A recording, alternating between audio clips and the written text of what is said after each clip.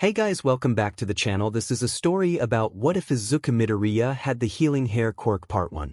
If you guys enjoy this what if and want to see part 2, comment down below and let me know before I start. Please do support for more awesome content and leave a like, and don't forget to subscribe to my channel and also share this video with your friends and check out the description in my playlist. The author of the story Rain 1 drops from Wattpad. So let's start the video. This story is about a green-haired boy who faced many challenges in his small life. It begins with his mother and father, Inko Midoryia and 𝗧𝗵𝗵𝗃 Midoriya. They fell in love once they both graduated from high school. Inko went to school to become a nurse and 𝗧𝗵𝗃 never truthfully said what he did. Inko believed he wanted to become an accountant, having to leave Japan to work in the U.S. Inko received money from him, causing her to not have to work as he made more money than was needed. However, before 𝗧𝗵𝗃 left, the two conceived a child. 𝗧𝗵𝗃 decided to leave the country even knowing a child was on the way. Inko was saddened but decided it was for the best. Though, her feelings for the man began to falter. The child was born in July. Inko named the child Izuku, who was a boy. Raising the boy was hard as a single parent. Luckily, her good friend 𝗵𝘃𝗵𝗃 was happy to help. Already having a male child in April, they both agreed to have the two kids play together when 𝗵𝘃𝗁 was over. After that, life was good. Izuku was a sweet, adorable boy with fluffy, curly green hair. 𝗵𝘃𝗁's child, Katsuki, loved being with Izuku, protecting him from the littlest of things. They played every single day growing up, though that changed when they both turned 4. Izuku wasn't showing any signs of a quirk. The only thing that made Inko question it was seeing Izuku's hair grow insanely long. The green hair reached down to his hips. Izuku always seemed to have loved it. Inko tried a few times to cut it, but every time Izuku would cry, and if she was successful, the hair would turn to a dark brown. A few strands of hair were brown, but that was masked behind all the green curls. Because of that, Inko went to the doctors asking about the hair. The doctors said it was just unbalanced genes in the hair.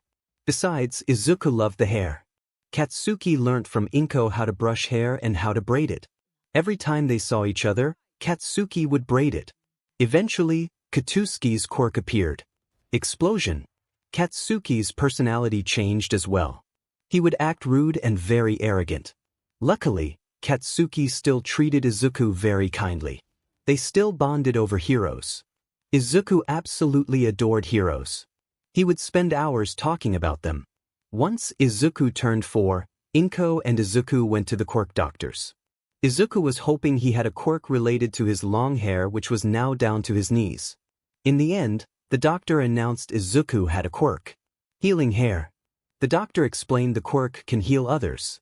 Though, they didn't know what caused the quirk to occur. They tried using the hair on a few bruises Izuku got from playing, but nothing happened. Inko decided to leave. For now, they would come back once they figured out how to trigger the healing abilities. Izuku didn't lose hope. Right when he got home, he called Katsuki. Katsuki and 𝗵𝘃𝗁 came over to celebrate the quirk news. The two boys spent a while trying to figure out how to use the quirk. After many failed attempts, they figured it out. Izuku needed to sing a song for the quirk to activate. They figured it out when they grew tired and began to watch a few hero-themed movies. One of them was a musical. Not caring who heard him, he sang the opening song. Little did he know, everyone around him gasped. Izuku's already long hair lit up to a bright neon green. A bruise Katsuki had was healed in a matter of seconds. Izuku was oblivious to it as his eyes were closed for most of the song. Once the song was over, Izuku opened his eyes and looked around at his family's faces. Before he could say something, his mom rushed to hug him, saying, "Your quirk. I saw it work." Izuku smiled so large that everyone almost had to look away. Katsuki quickly assessed the quirk and said the healing abilities must occur when he sings. And with that, Izuku began to sing as many songs as he could find. He went to the bathroom once and saw his hair glow when he sang. It was amazing. Izuku and Katsuki began to experiment. They found out different songs will have different effects. Some songs healed an injury very fast, while others took longer. Plus, Izuku's hair started to grow longer. Now that he was using his quirk more often, his hair grew past his knees.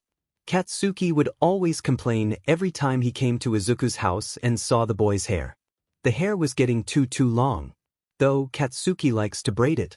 Inko signed Izuku up for music lessons.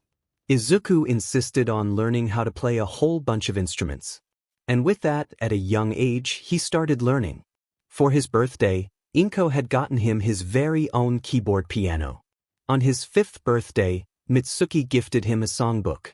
Looking through the lists, Izuku found this one song called Healing Incantation. He tried it out and quickly realized its power. Every time he sang that song, his hair grew brighter and healed faster. As well, he figured out his quirk makes people younger. One day, Izuku and Katsuki were playing in a park. A random little boy fell and tripped, cutting his knee. Izuku was quick to heal the knee, singing the song and wrapping his hair around it. The boy gasped, pulling Izuku along with him. Katsuki followed behind, trying to stop Izuku. However, he didn't listen. The boy brought Izuku and Katsuki to a hospital which was a street away from the park. Bringing Izuku to a room, the boy pulled him to a bed. The boy explained the person in the bed was his mom who was very sick. Izuku sympathized. If that was his own mom, he would have healed her. Katsuki told him not to and to leave. Izuku went over to the bed and jumped up. Unbraiding his hair, he wrapped some of the strands around the women's arms, face, and upper body. Singing the song, he closed his eyes. He heard voices and gasps. After the song was completed, he opened his eyes. Eyes widening, he saw the women that he was healing, sitting up and looking younger. In the end, Izuku's and Katsuki's parents were called. Inko and Mitsuki came into the room surprised to see a woman and a boy hugging Izuku. Katsuki came over to the parents and explained what happened. There were a few nurses and doctors with very confused faces. They assessed the situation and figured out Izuku had the ability to heal others and to make people younger. The staff at the hospital promised they would keep it a secret, knowing if villains heard that information, Izuku would be hunted. Inko made Izuku promise he would never use that side of the quirk again, saying, "It breaks the law of order and people need to age properly." Izuku never used that side in a long time. Though, he was very tempted when his own mother grew sick. The doctors couldn't figure out what she had, only saying Inko's life was cut short. Izuku wasn't allowed to come into the room because of Inko's request. She said to Mitsuki, who was able to come in, that if Izuku was to see her, he will try to heal her and that it pains Inko to see Izuku's face of sadness. Sadly, Izuku was never able to see his mother for a long time. Izuku was home when he got a call from the hospital. They gave him the news. "I'm sorry, Midoriya, your mom didn't make it." Izuku didn't know what numbness felt until then. Everything in his life crumbled around him. The one person he loved so dear was gone. And he didn't get to see her in her final moments. He watched the clock click by, staring at the door, hoping for his mom to come back. Maybe it was a joke. He should have been there. He could have healed her.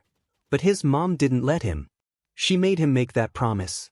Mitsuki and Katsuki hadn't seen Izuku in a few days, leaving the 5-year-old alone at the house. They probably forgot or something. Probably too distracted by losing Inko. Izuku hadn't eaten or taken care of himself in a while. Eventually, after 20 hours of nothingness, Izuku decided to call someone. Not Katsuki. Or Matsuki. His dad. His mom allowed Izuku to call or at least talk to his dad once a year. He never understood why, but he respected his mom's wishes now that she is gone. He can talk with him. Dialing the number, Izuku's heart thumped in his chest. After a few rings, he heard his dad say hello. At that voice, Izuku broke down, crying his little heart out. His dad asked what was wrong and Izuku slowly explained what happened to his mom. His dad talked with Izuku for hours, comforting him. Eventually, the conversation switched to Izuku talking about quirks. Dad asked what his quirk was and Izuku explained his quirk and his abilities, not realizing what his father was thinking. After saying his hair was the source, Dad said he will be coming over to Japan to see the quirk in action and to see him.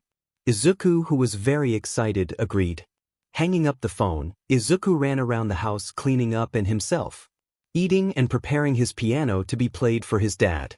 Only 2 hours later, there was a knock at the door. Gasping, he ran to the door and opened it. His dad was there with absolutely nothing. He smiled and hugged the boy, brushing his hand against Izuku's long hair. His hair was now midway at his shins. Izuku was oblivious to the fact that his father took only 2 hours to get to his house from America. Izuku rushed into the house, forgetting about his mom, and went to the living room. He had his piano set up near the couch so Dad could relax. Dad asked him to see the Quirk in action, pulling up his sleeve which had a jagged scar. Smiling, he told him to sit down on the couch. Izuku sat on the piano's bench and hit a few keys. Once he knew it was okay to play, he grabbed his hair and wrapped it around his dad's arm, covering the scar. Telling his dad not to panic, Izuku sat down and began to play the song. Closing his eyes, he recited the song. On the other side, his dad was grinning wildly. He didn't give a CRP that Inko had died. He lost feelings for her years ago. He enjoyed talking to Izuku and hated how Inko refused Izuku to talk to him more.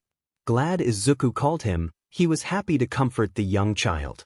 But the best part was when Izuku said what his quirk was. Truly, he doesn't live in America. Rather Japan. 𝗓𝗏, his villain name, continues to correct his villainous empire. Wanting it to be perfect or at least moldable for a successor, he found a young boy who had murdered his family.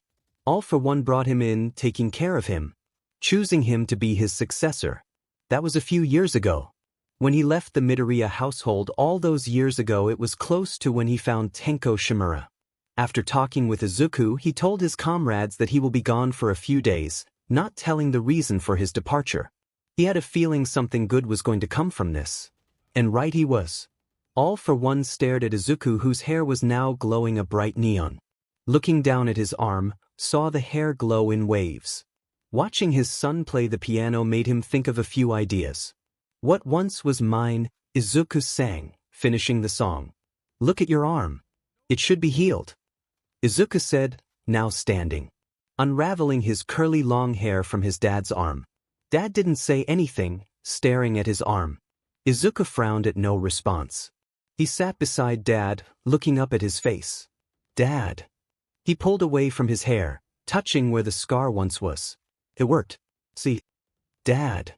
That scar was 5 years old, 𝗓𝗏 whispered. Can you say that again? Izuku asked, leaning in. Looking at his dad, he tilted his head. Hey Izuku. How would you like to come with me? I have a surprise for you.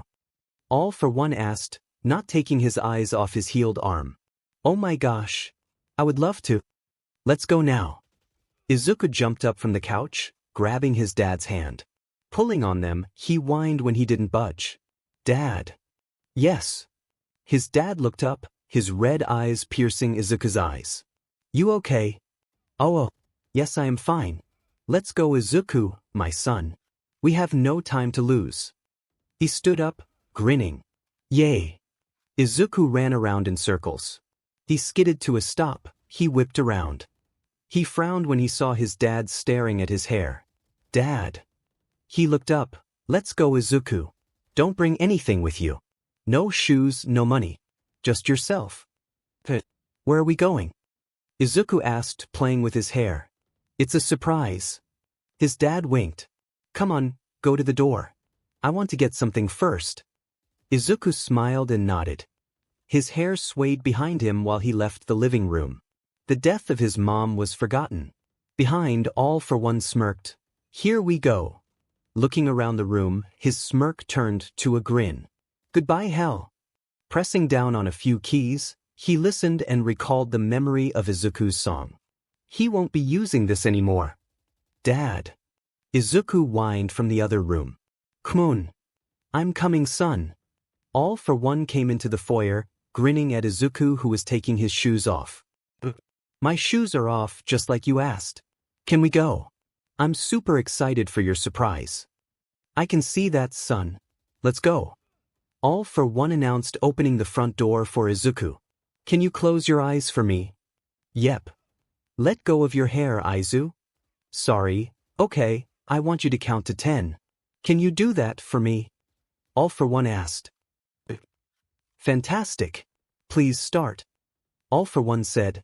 1, 2, 3, 4, 5, 6, SS7, Yawn 8, Nini, Dad.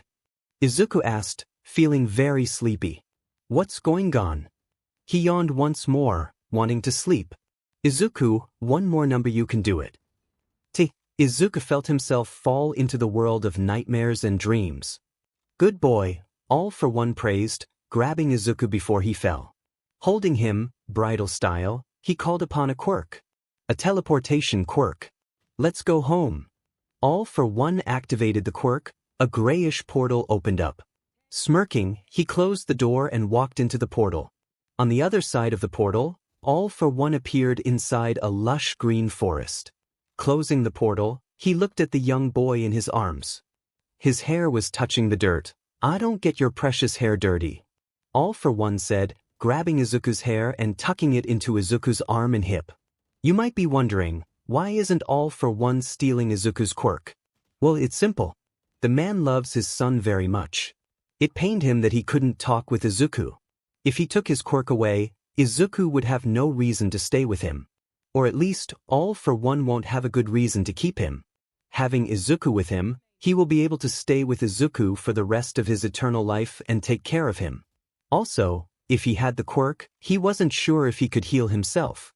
He didn't want to gamble it. Let's get our new home set up, he said, raising a hand into the air.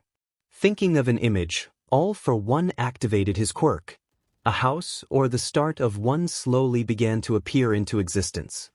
He watched as the ideal house appeared in front of him, in the middle of nowhere. Perfect.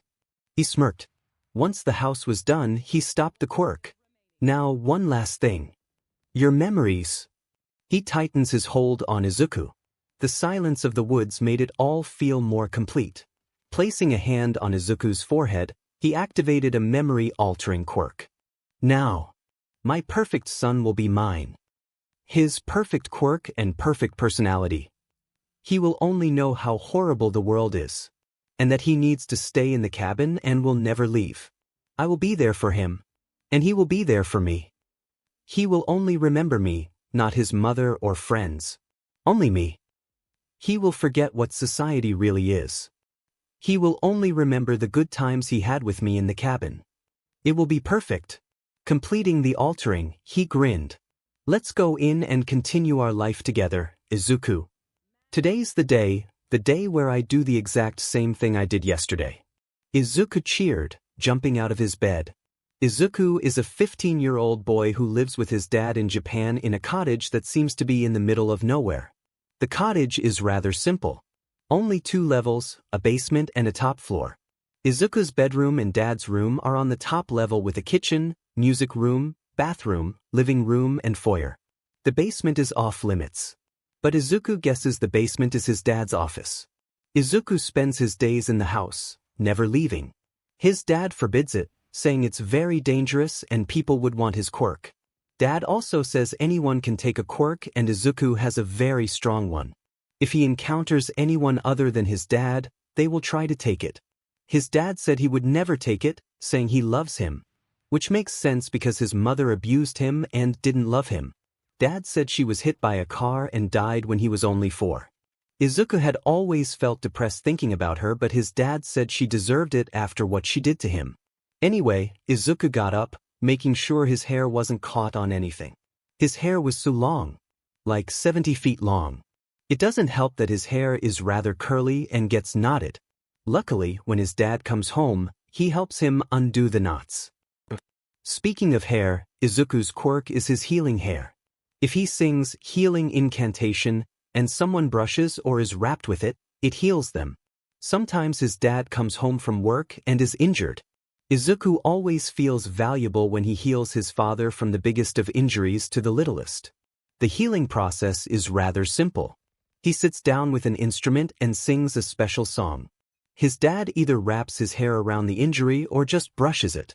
Izuku doesn't understand why his dad brushes his hair. He isn't injured when he does it. Maybe he just likes to listen to him sing. Yeah, that's it. His dad loves him very much. Every time he comes home from work, he spends his time with him. Though, sometimes he goes to the basement and stays there for hours. But that rarely happens. Also, his dad comes home through the front door. Boys. Except for a few times. One of those times was when he was practicing the harp in the living room. He was only 10 years old, he was 100% focused and didn't notice a gray silvery goop appear in the middle of the room. It made Izuku scream. His dad appeared falling to the ground. With only one glance, Izuku fell to the ground, quickly wrapping his hair around his dad who was bleeding. Izuku's eyes filled with tears, he didn't know what he was doing. He was acting off of instinct, wrapping his hair around anything that looked like it was bleeding. His dad wasn't talking, his face looked wrecked. Izuku didn't bother to bring the harp closer. He grabbed his dad's hand and sang with tears dripping down his face. He closed his eyes, praying his dad would be okay. After he finished the song, he broke down, sobbing until he heard his dad cough. Izuku quickly opened his eyes and hugged his dad with only one glance. They hugged each other for hours, talking only a bit. His dad didn't want to let go, neither did Izuku. Izuku asked what happened after a bit. His dad said a work injury. After that moment, Izuku took his job to heal his dad, the #1 priority in his life. Izuku sighed, looking around his room. It's a small bedroom. He rarely spends his time in his room, he'd rather spend it with his dad or do activities.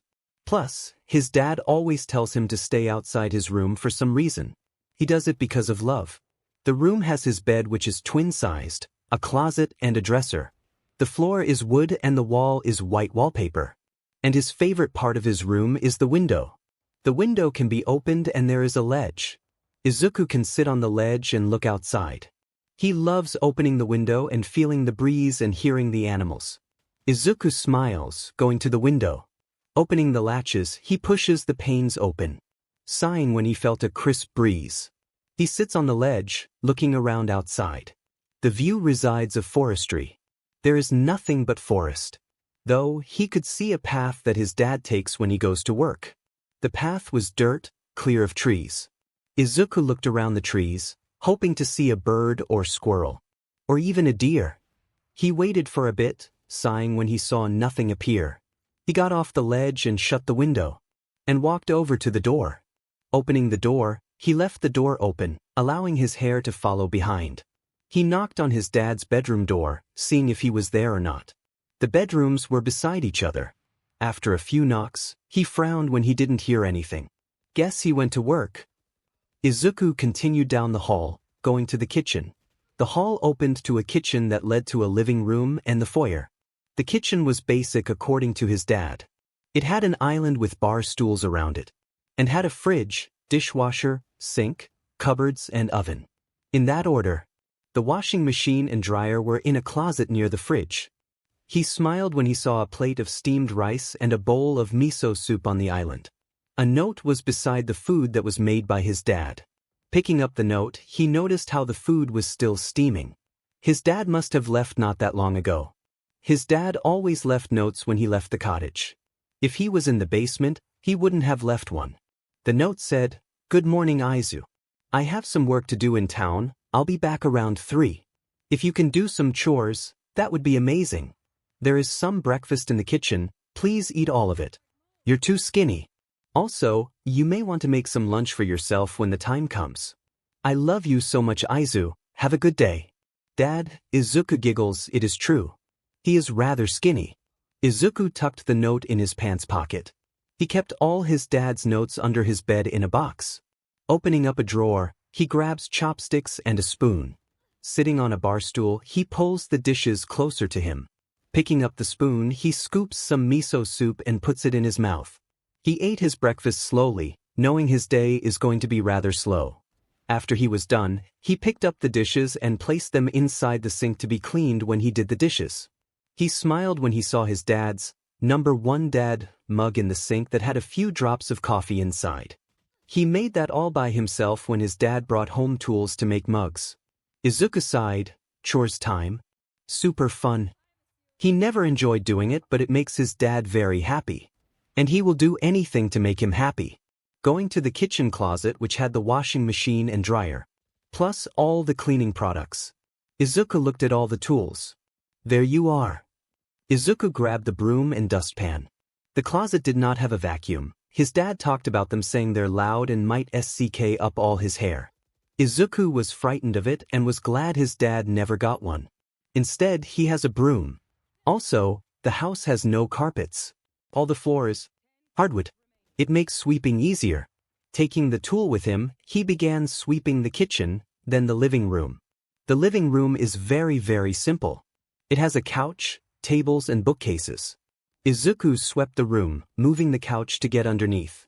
He made sure his hair didn't get caught on anything, which was fairly challenging.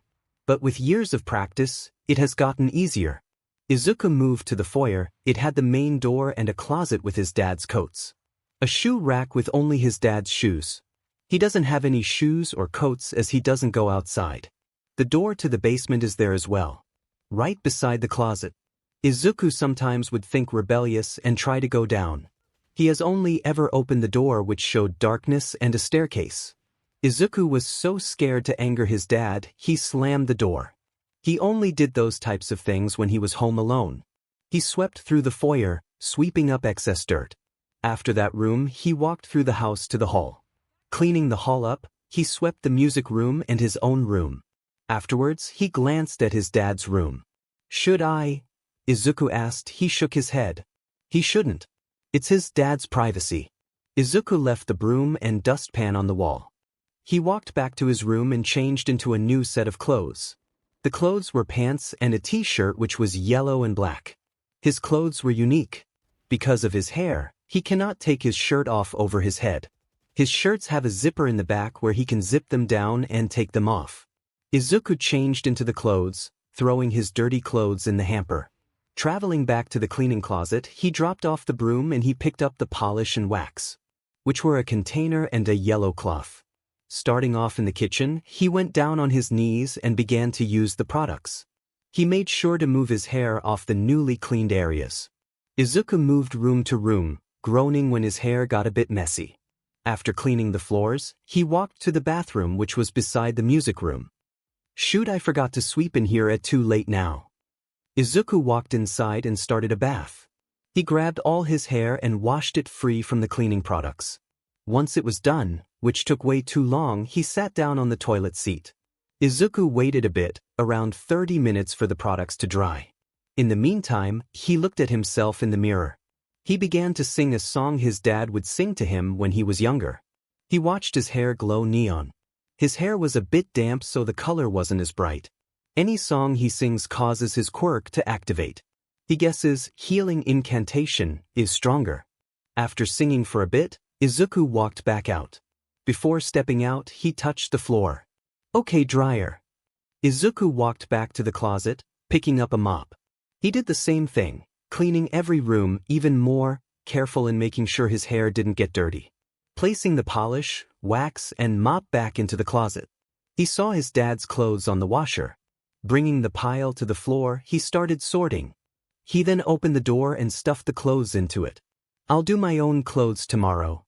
Picking up the fluids, he poured them into the correct slots and pressed the start button. Izuku sat back on the floor, watching the clothes swoosh around. "It's going to be a bit, maybe I should start dusting," Izuku thought, sitting back up. He grabbed the dustpan and mini brush. Izuku started off in the kitchen, dusting the hanging lights, countertops, you name it. Once that room was done, he moved to the next one.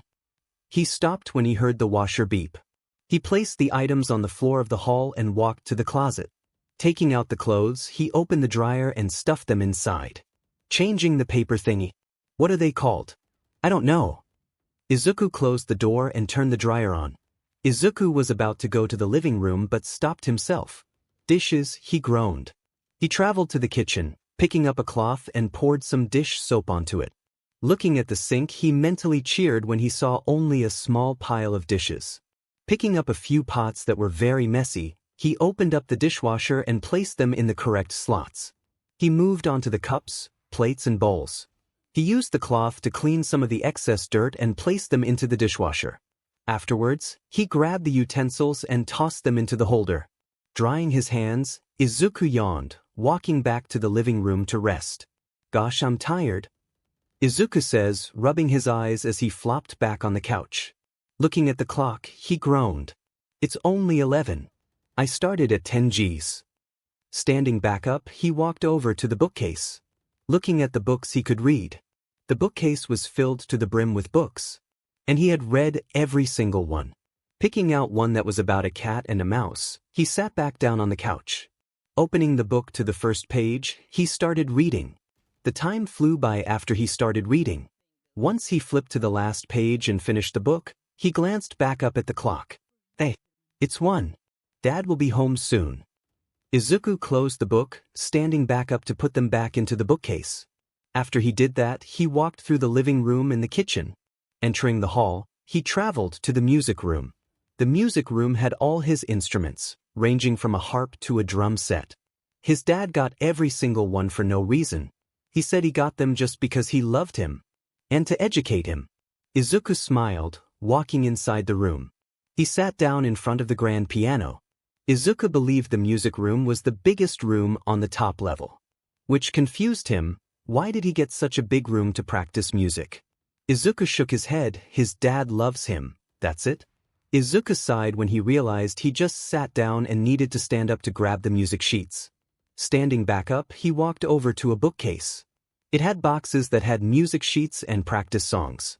The boxes were organized into sections that had different instrument labels.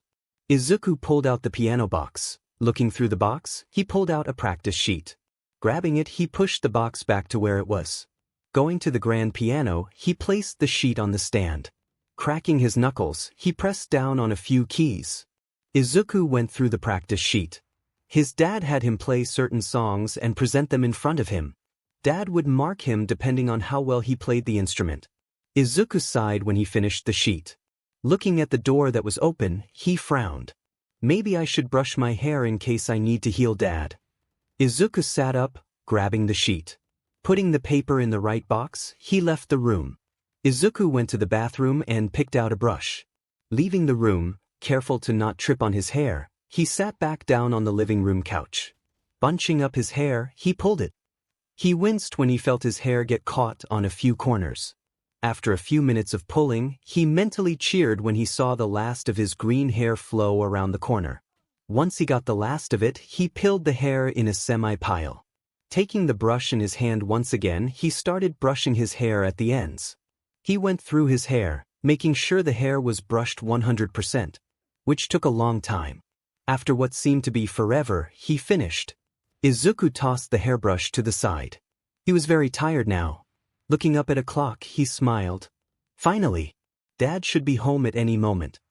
Somewhere else Hitoshi Shinso glared at the hologram that showed his hero course exam results. I'm sorry, but you have not made it into the hero course. However, you did. Hitoshi stopped listening to All Might after that. He knew it. His quirk did 𝗧𝗫𝗍 to the robots. He only got a few points. He could have used his quirk and brainwashed someone to use their quirk and destroy the robots for him. Sadly, he didn't think about that at the moment. He thought of it when he left the arena. God, I'm so stupid. Hitoshi buried his face into his hands. He tried so hard to get into the hero course. His parents were so proud of him for wanting to be a hero. He wanted to make them proud and prove to everyone he doesn't have a villain quirk. Sadly, it was never meant to be. He did okay in the written exam but failed in the practical. Maybe he really had a villain quirk. Hitoshi flinched when he heard his mom call him for an early dinner. Coming. He left his room, throwing out the exam results in the garbage. Walking into the kitchen, he forced a smile. Hey Mom and Dad. Hey son. His dad smiled. So what is the news? What news? Hitoshi asked, sitting down at the table. Of course. Did you get in? His mom asked, passing out the food to his dad and him. No, Hitoshi mumbled. His parents gasped. Oh, I'm so sorry, Hitoshi. Was that for the hero course or general studies? Mom asked, trying to be optimistic. I failed in the hero course exam. I'm not sure about general studies. Hitoshi said, rubbing the back of his neck. What did the results say about the general studies? His dad asked who started eating. I haven't looked at them yet. Hitoshi said. Maybe he got into you? That would be great. However, he wanted to be in the hero course, not general studies. It's not the same. Well, you should. Mom said, "Yeah, I will." After dinner, he told his mom he will be going to the forest and go on a hike before he looked at his results. His mom was a bit hesitant, saying he should see it first. Hitoshi said he wanted to get some air and think about his future. He didn't want to look at the results and see that he failed general studies as well. Grabbing his shoes and changing into hiking gear, he left the house. Walking along the sidewalk, he looked down. Damn it. Hitoshi changed his course once he saw the forest come into view. God, I'm so tired.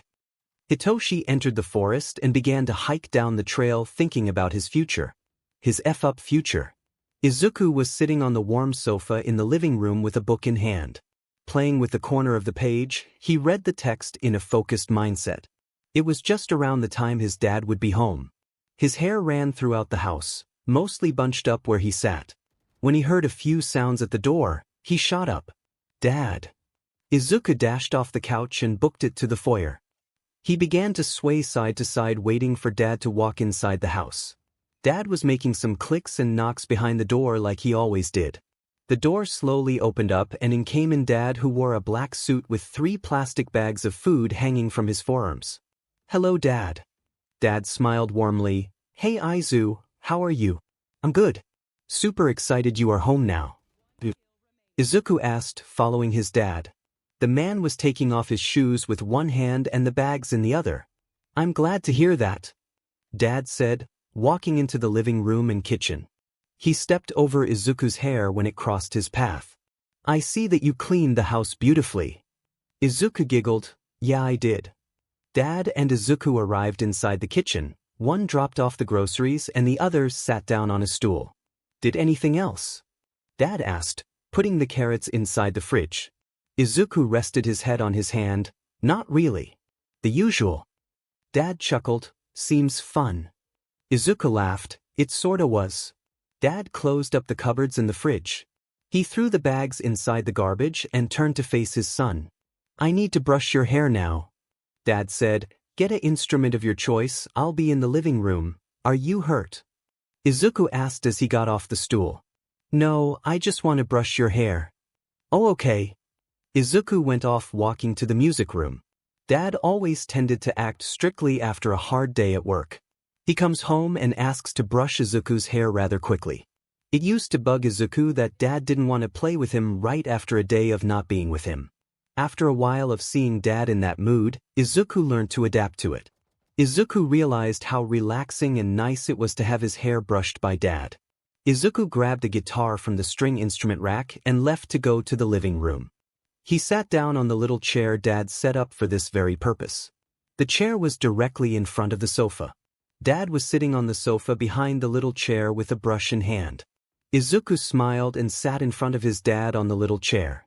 "Ready?" Dad asked, bringing the brush up to Izuku's green puffy hair. "Ready." Izuku beamed, resting the guitar in his lap and strumming the strings. Izuku hummed a song, strumming the intro of the song. Dad began to brush the top of the hair and slowly bring it down to the different parts of Izuku's hair. "Flower," Izuku sang the song. Closing his eyes, he played the song and sang, loving the feeling of a brush flowing through his hair. Dad grew silent, focusing on the task at hand. His hair glowed a bright neon green. "What once was mine," Izuku finished the song off, smiling brightly. He pulled the guitar away from his chest and turned his head around to see his dad.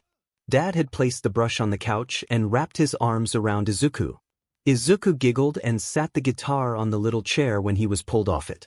He was pulled into the arms of Dad, who sat him down on his lap, his back facing Dad's chest. "Thank you, Izu, I feel much better." "I'm glad." Dad nuzzled his face into Izuku's curls. "I love you, Izu, did you know that?" Izuku giggled, rubbing a hand on Dad's leg. "Of course I know that. You tell me every single day." "Do you love me?" Dad pressed, freezing his movements. Izuku wiggled uncomfortably. He hated how his dad questioned his love for him. He should know Izuku loves him very much. "I love you too, Dad." Dad smiled. "Exactly what I like to hear." "Dad." Dad hummed. "Are you free for the rest of today?" Dad paused to think. "I have a bit of work I need to do in the basement. But afterwards when I am done, We can do whatever you want. He smiled, squeezing Izuku. A what? What's wrong? Dad asked, pulling Izuku away from his chest so he could see Izuku's face. Izuku had to twist his head around to face Dad. The boy's face was sorrowful. I thought you were done with work for today. Izuku looked away, a frown dressing his face. Dad shook his head. No, I'm not. I never said such a thing. Oh, Izuku swung his legs off Dad's legs and stood up. I guess I'll see you later.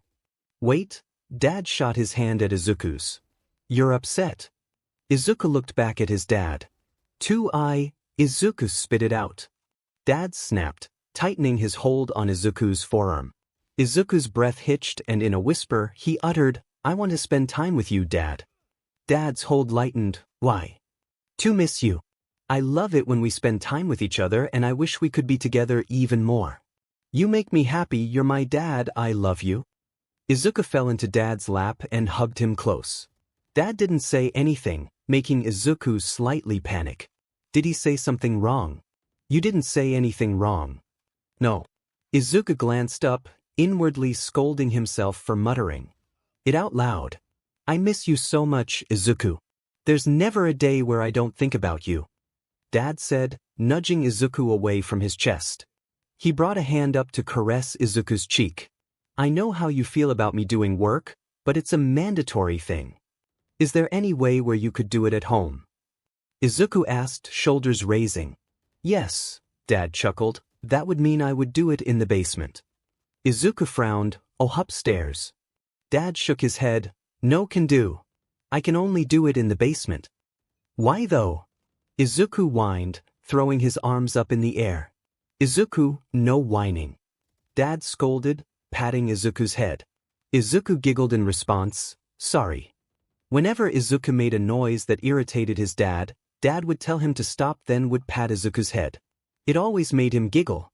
Dad smiled, leaving his hands in Izuku's hands. My job is private.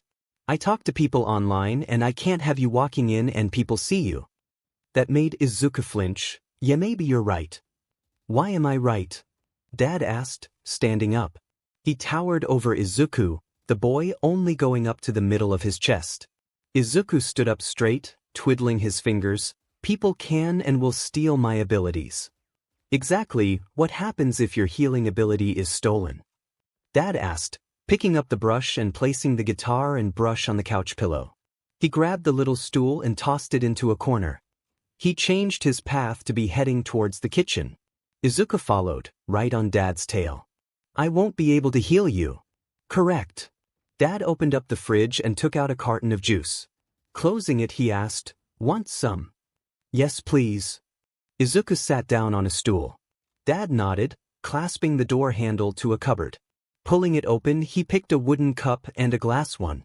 Closing the cupboard, he placed the cups beside the orange juice. He turned to face Izuku and started pouring out the drink. See how I have to do my job downstairs? Aha! Izuku wrapped a hand around the wooden cup he was given. Bringing the cup up to his lips, he sipped the drink for a few seconds before he placed the cup back down on the island. Still, it makes me wonder what's your job. Izuku, you know not to question me about that. Dad said, sitting down beside him. Sorry, Izuku glanced down. I still wonder. I know you do. Do you want a hint? Huh? Dad chuckled. Want a hint on what I do? Izuku nodded quickly, turning to the side to face him. Never would he have thought that his dad would willingly tell him what he does for a living. Why did Dad want to tell him that? Was he feeling bad? It almost gave Izuku whiplash because of it. Okay, I'll only tell you this once. Izuku smiled. Okay. I am in charge of a group that wants to change the world. Izuku cocked his head to the side. Huh. That's my hint. That makes 0 sense. Izuku threw his hands in the air, frowning. Dad laughed. If you take a second to think, you may figure it out. He took a long sip and placed the glass back down. Izuku placed a hand on his chin and began to think. He muttered away, ignoring the look on his dad's face. While you think about that, I got to do some work. I'll see you in a bit, Izuku.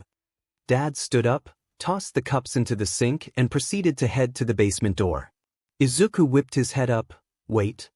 He jumped up from the stool and booked it to the basement door. "Can I have a hug before you go?" Dad looked over, a hand over the door handle to the basement. "Of course." Izuku wrapped his arms around Dad's waist and hugged him tightly. "How long will you be?" "Not long," Dad said, wrapping his arms around Izuku. He used a hand to glide along with Izuku's curls. "Okay, love you." "I love you too, Izuku." "Guess I should go," Izuku sniffed, letting go of his dad. Dad let go, stepping back a bit. "What are the rules?" Izuku paused. Dad never asked him that. He always knew Izuku would follow them and not break them. Why was Dad asking him? Izuku, what are the rules?" Dad said sternly, gripping the door handle tightly after he let go of Izuku. No leaving the house, no going downstairs, no cutting my hair, and do not disrupt you." Izuku recited. The rules were engraved into his mind. Dad's hold on the handle loosened. "Good. I'll see you in a bit, son." And with that, Dad opened and closed the basement door. Izuku stared at the door, his body freezing up. His breath hitched, throat tightening. He stepped back, a burning sensation in his eyes. "Dad," Izuku managed to say. "Why?" He crooked out, falling to the ground on his butt. Dad must have been annoyed with Izuku to do that. He left so abruptly. He seemed fine minutes ago. What happened? "Did I do something?" Izuku whispered, staring at the door. Obviously, he did something. Why else would Dad act like that? Unless, it has to do with something about work. Izuku crossed his legs into a crisscross position and placed a hand on his chin. He thought back to what his dad said. The only thing he could think about was the hint. A leader of a group that wants to change the world. What does that mean? Hours later, Izuku was lying down on the couch, staring at the foyer, waiting for Dad to appear out of the door. He didn't get far thinking about the hint. Maybe that's why Dad gave him a hint. He knows Izuku could never figure it out. Instead of spending his time thinking about it, he got up from the floor and laid down on the couch. There wasn't much to do in the living room. He did leave his guitar in the room, so he started to play a few songs while he laid down. He made sure to keep an eye on the door just in case. After a bit, he left the room to hang the guitar in the music room and went to the washroom. He grabbed a throw blanket from his room and laid back down on the couch.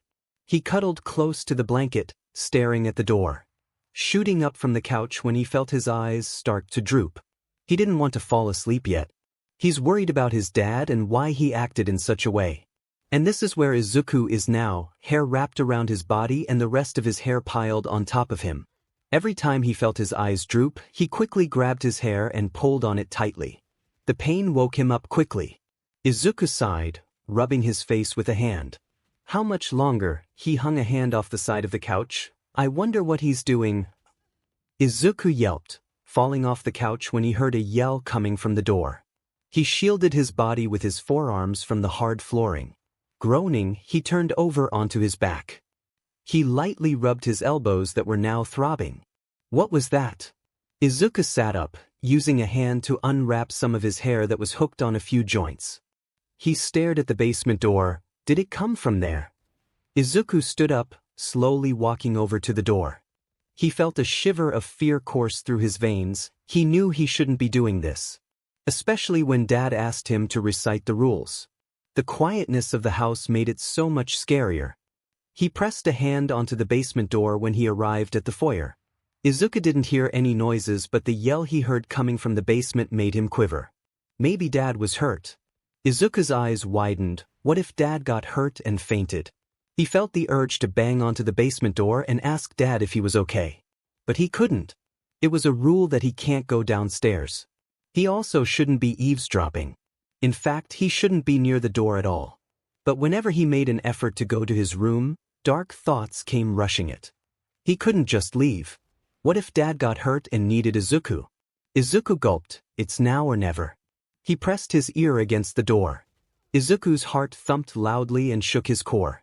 He's not allowed to be this close to the door. For all he knows, Dad is testing him. He could have yelled and pretended to have gotten hurt, testing if Izuku will obey the rules even at a very stressful moment.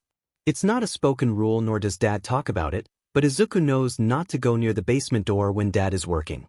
It has happened before, long ago. Izuku waited outside the door for Dad to come back up. He didn't hear or see anything. Why Dad didn't want him to be that close confused him. Once Dad opened the door and saw Izuku sitting on the floor, he was mad. Like pissed. Izuku was grounded in his room for a week afterwards. Thinking about that made Izuku hesitate. I should go. He pulled his head off the door and sighed. I'm just too scared. Dad's okay, I know he is. Before he could walk away from the entrance, a voice made him stop. Huh. Izuku crept back to the door and pressed his ear to the wood. A voice could be heard coming from the basement. It was a muffled, deep voice. Dad. Izuku pressed his body even closer. He maneuvered to different places trying to hear the voice. Speak again, please. Izuku almost gave up his search, but luckily, something else was heard. A higher-pitched voice with a scratchy undertow. It seemed to be complaining. The voice drew out words and made noises Izuku could quickly place. Why is it whining? Izuku whispered, looking at the door through the corner of his eye. The voice stopped for a few seconds, then the same deep voice replaced it. The voices went back and forth, like a conversation. Is Dad talking to someone? Izuku took note of the two voices and mentally compared them to his dad's voice. The deeper one has to be Dad's. Izuku muttered. I wonder what he's talking about. Izuku lifted his head from the door and stared. This is what he means by talking with other people online. The other person couldn't have been staying downstairs. Even if it was, I would have heard them a bit more. He tried to decipher what they were talking about, but the only thing he understood was absolutely nothing. He only heard mumbles and muffled voices. If only I could open the door. Izuku raised a hand to the doorknob. Dad won't know because he is busy. He grabbed the handle and twisted it to the right. A loud creak made Izuku inwardly panic. Did Dad hear that? Izuku gulped down a knot growing in his throat and pushed the door forward. A wooden staircase with a little dull light bulb attached to the ceiling was seen. The staircase leads to two paths, one on the right and left. Izuku slowly let go of the doorknob and brought his hands close to his chest.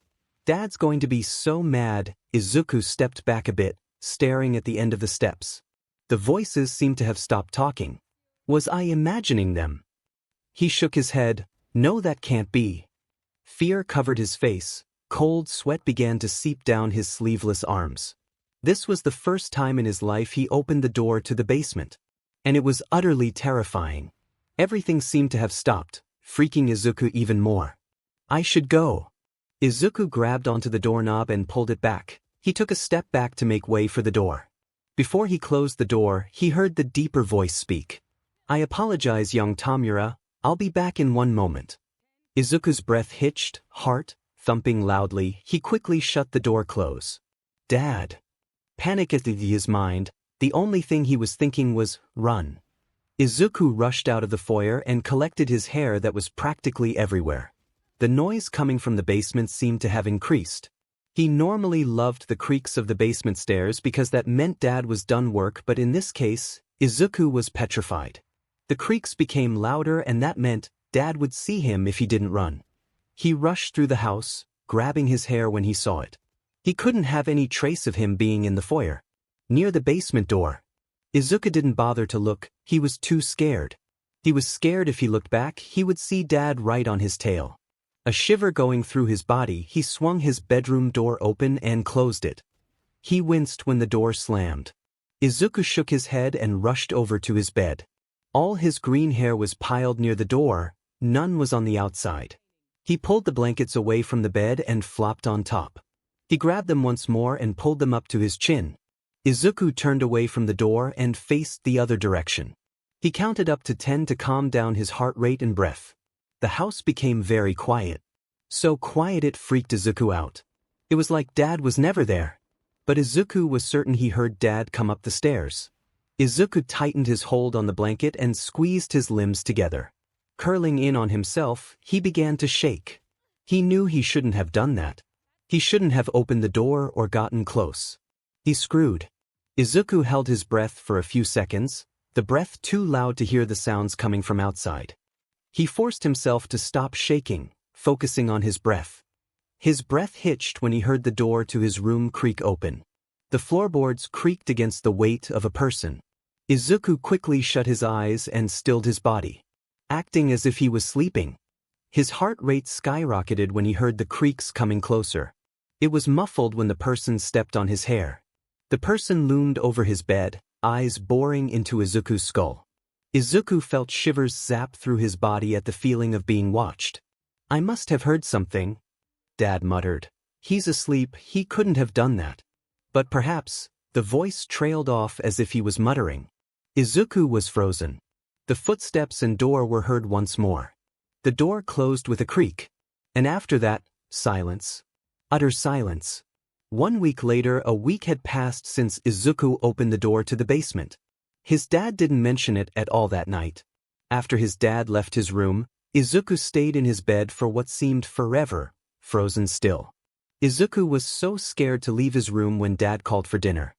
He knew he needed to leave the room to not act suspicious. If he had stayed and ignored his dad, Dad would have figured out what Izuku had done. Dinner was something. Izuku tried to act normal, but his usual stuttering was frequent whenever he spoke. Dad had commented about it and Izuku quickly said he had a bad dream that made him scared and stuttery. Then, of course, Dad made him talk about the dream. Izuku narrowly got away with the lie. He said the dream was about being forced to go outside. After that lie was said, Dad stared at him for a few moments. Izuku felt sweat drip down his face. Izuku was shivering. Dad seemed to have believed the lie and walked over to Izuku and hugged him tightly, saying that will never happen. After dinner, Izuku allowed Dad to brush his hair, then went to bed. Even the simple task of relaxing while his dad brushes his hair was stressful. Izuku was terrified. Dad didn't seem to have noticed what Izuku had done earlier that day. He acted normal, if anything, more lenient. He didn't get upset when Izuku wanted to leave right away when Dad finished doing his hair. He simply smiled and said goodnight. That night, Izuku slept with one eye open. At least, it felt like he was doing that. He listened to his dad walking down the hall to his room and getting settled. In the morning, everything was normal. Dad acted the same. And with that, Izuku's nerves lightened. He began to think Dad never noticed what he did at all. Seeing the proof and thinking about it, Izuku felt better. A week later, Izuku almost forgot what happened. He didn't feel anxious when he was near Dad or terrified of Dad finding it out. However, whenever Izuku was in the foyer or saw the basement door, he felt his blood run cold. Luckily, Izuku would use music to suppress any nerve-wracking thoughts. And it worked rather well. He'd got so distracted playing music, his thoughts were never an issue. One day 1 week later, Izuku was woken up by his dad who said he would be gone until around 2. Izuku expressed his annoyance by flopping back to bed, closing his eyes. He heard Dad sigh and sit down on the bed. He said he could buy Izuku some new music sheets. And with that, Izuku shot up from bed and hugged Dad so tight, he felt strain in his arms.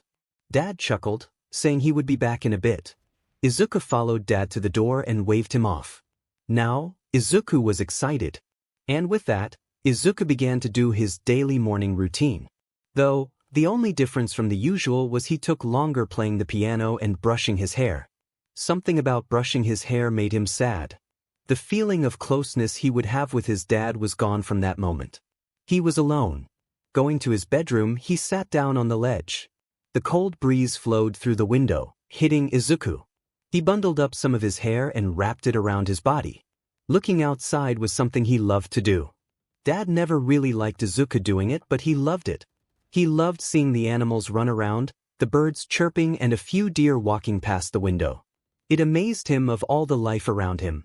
The peaceful life he wished everyone else in the world had.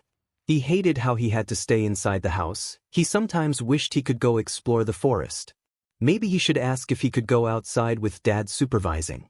Dad could save him if anyone sees him. But will Dad allow that? Maybe if he shows he can heal Dad quicker, Dad will feel proud and allow it. Besides, what's the worst thing that could happen? Dad would be right by his side the whole time. There is no way anyone could take his quirk away. Dad would be there to save him. Plus, they can have so much fun playing outside.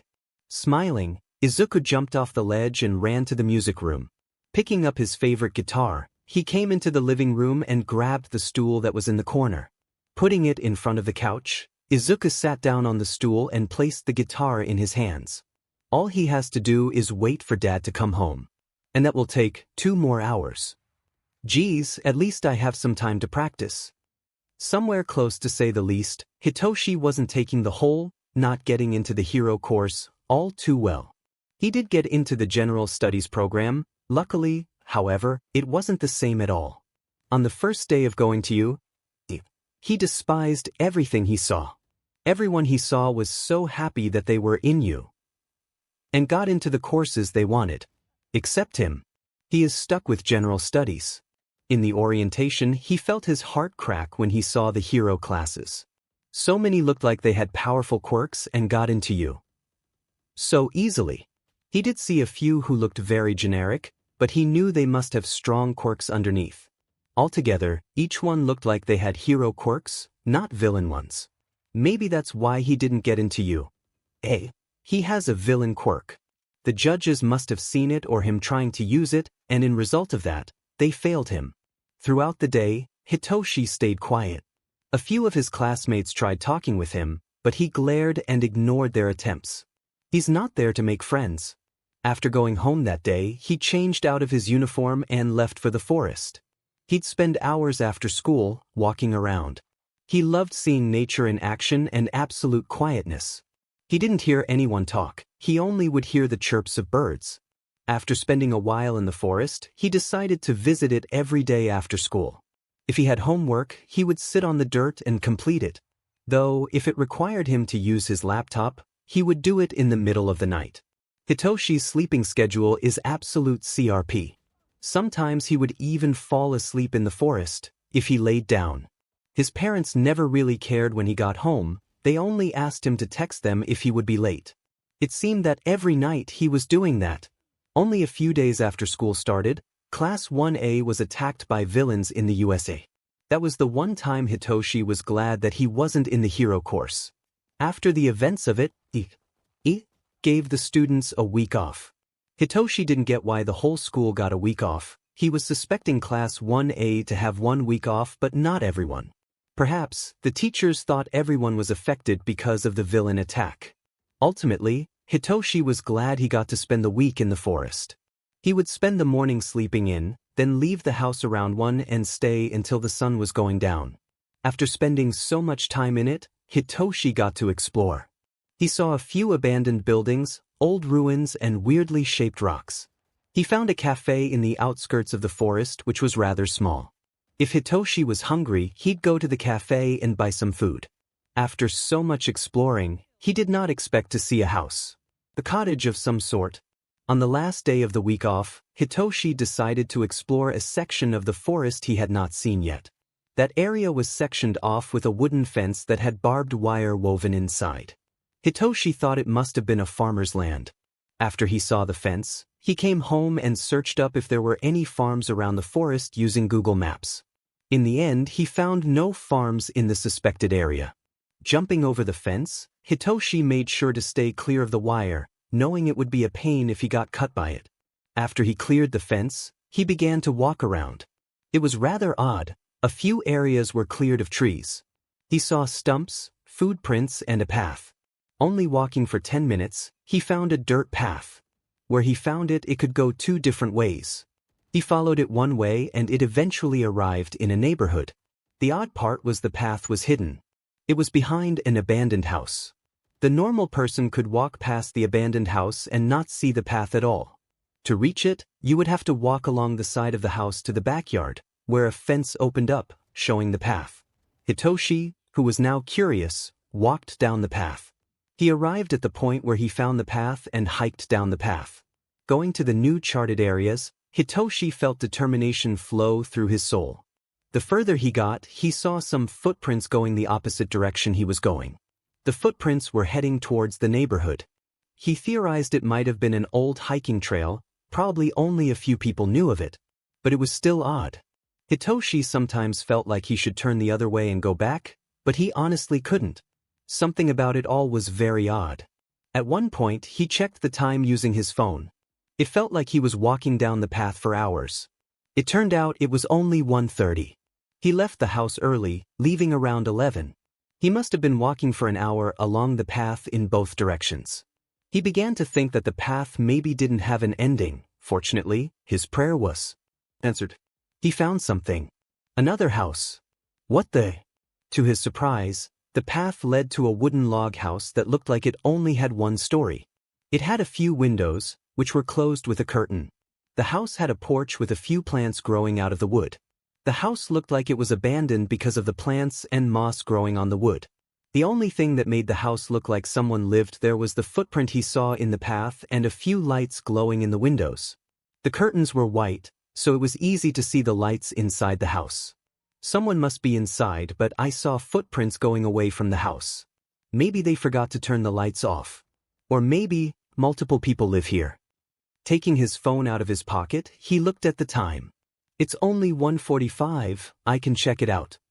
He may not go inside, but he could certainly look inside. Taking a few steps forward, he arrived at the front door. He noticed 3 different locks, locking the door shut. 𝗕𝗁𝗄𝗧 glanced at the windows.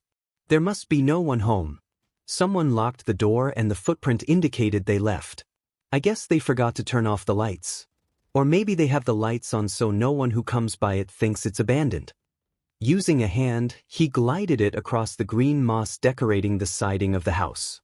Now, I'm too curious. Grabbing a lock, each of the locks was different. One was a keyhole, passcode and combination lock. Using his other hand, he tried figuring out the passcode. In middle school, he took a small course that showed how to unlock locks. Trying to remember it, he pressed a few buttons on the passcode. Aha! After a few tries, he got it unlocked. Looks like doing every number code out there worked. Taking that lock off, he went to the next one. The combination lock. How? With that, 𝗕𝗁𝗄𝗧 tried different numbers and pulled it out to see if it worked. All his tries didn't work. What am I missing? Taking the lock once more, he tried one more code. However, he paused when he heard a few noises behind the door. Shuffling and a voice. A young voice who sounded like they were very excited for some reason. 𝗕𝗁𝗄𝗧 took a step back and stared at the door. The voice was saying a few things, which 𝗕𝗁𝗄𝗧 didn't understand. He could hear a few clicks and bangs coming from the door. The bangs sounded like it came from an instrument. 𝗕𝗁𝗄𝗧 stepped back one more time, having the urge to run into the trees. He stilled when he saw the door handle slowly move to the right. The door is opening. 𝗕𝗁𝗄𝗧 whispered. He felt his whole body freeze up. The door swung open and out came a high-pitched voice. You're early. Why didn't you open the door? You should know. You're probably not feeling too well, that's why you must have forgotten. Great thing I know how to open the locks. I have something to. The voice belonged to a boy with long green hair. He was pale with a bunch of freckles decorating his skin. He was holding a guitar in one hand and the other was holding the door handle. 𝗕𝗁𝗄𝗧's mouth gaped. The boy seemed to have noticed 𝗕𝗁𝗄𝗧 because he let go of the door and brought the guitar close to his chest. Ahai! In a matter of seconds, 𝗕𝗁𝗄𝗧 saw the boy swing the guitar in the air and head straight towards 𝗕𝗁𝗄𝗧's head. Unfortunately, 𝗕𝗁𝗄𝗧 didn't have the reflexes to avoid getting hit. Oh my gosh! Izuku leaped back, keeping the guitar close to his chest. A body lay there in the middle of the ground, unconscious. Everything went too fast for him to know what transpired. The next thing he knew was he was at the door, slamming the guitar he was using earlier into the head of the intruder. His body ended up moving on its own, running on pure adrenaline. He did what appeared to be the most effective way of getting rid of the stranger, hitting him with the closest object in hand. It was the first time he had ever seen a stranger. Dad made sure to fend off anybody who came in the radius of the house. Even if they did, Dad would never tell Izuku. Izuku was always in the dark when it came to stuff like that. He had asked Dad a few times about it. He said it never happens. When Dad said he needed to be more cautious, were the times someone came close. It was always a few months after the events when Dad told him. Dad's defenses failed to work, currently. A stranger got inside the house and it was his fault. He thought it was Dad coming in, so that's why he opened the door. Seeing a stranger with purple hair behind the door made his mind go into panic mode. After hitting the stranger with the guitar, he scampered away. The stranger flopped on top of the ground, almost falling on top of Izuku. If he did not jump back in time, the stranger would be touching him. The thought alone made him shiver. "Okay, calm down, Izuku, you can do this," Izuku told himself, tightening his grasp on the guitar. The stranger looked more youthful, like his age, nothing close to his dad's age, much younger. He wondered why the stranger tried to break inside his house. "Seriously? I question that." "It's easy," Izuku said, flinching when the stranger shifted a tad.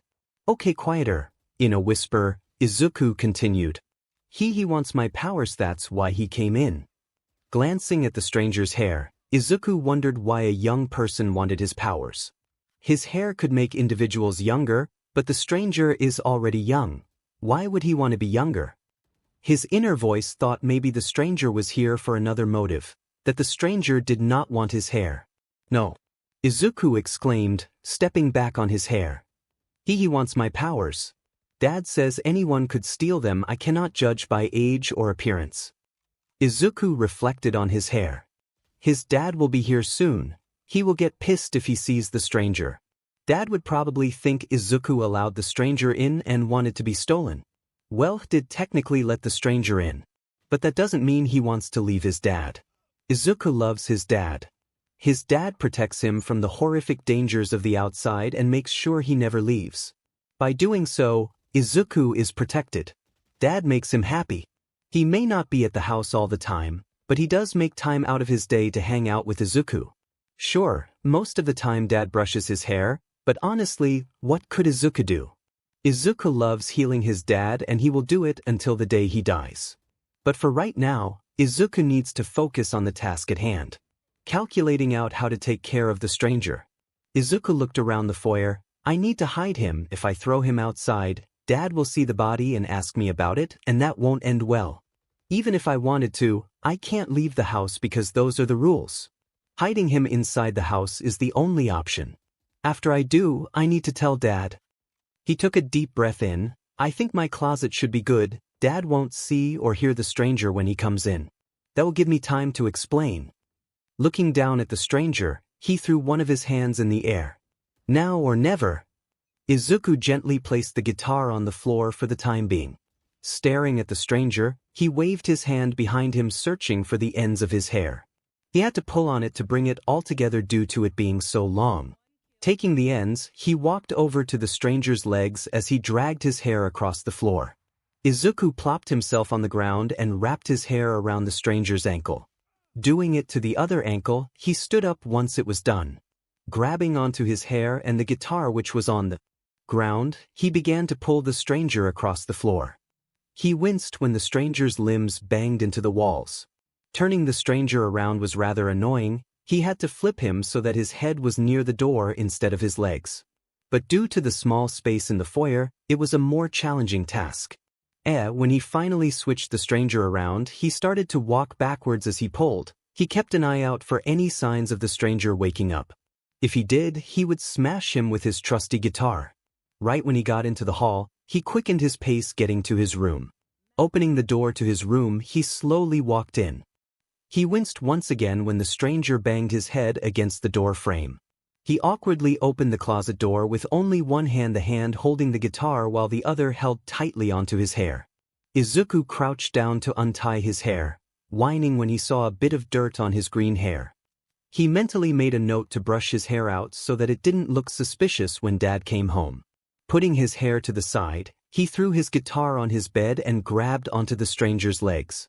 Walking around him, he let go of the legs and grabbed his forearms.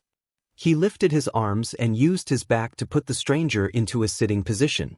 Now putting his hands under the stranger's armpits, he lifted him and threw him into the closet, face first. Jumping up, Izuku ran to close the closet doors. He winced listening to the stranger's head hit the wall. Honestly, he was starting to feel a bit bad. He didn't want to hurt the stranger, but fear took over.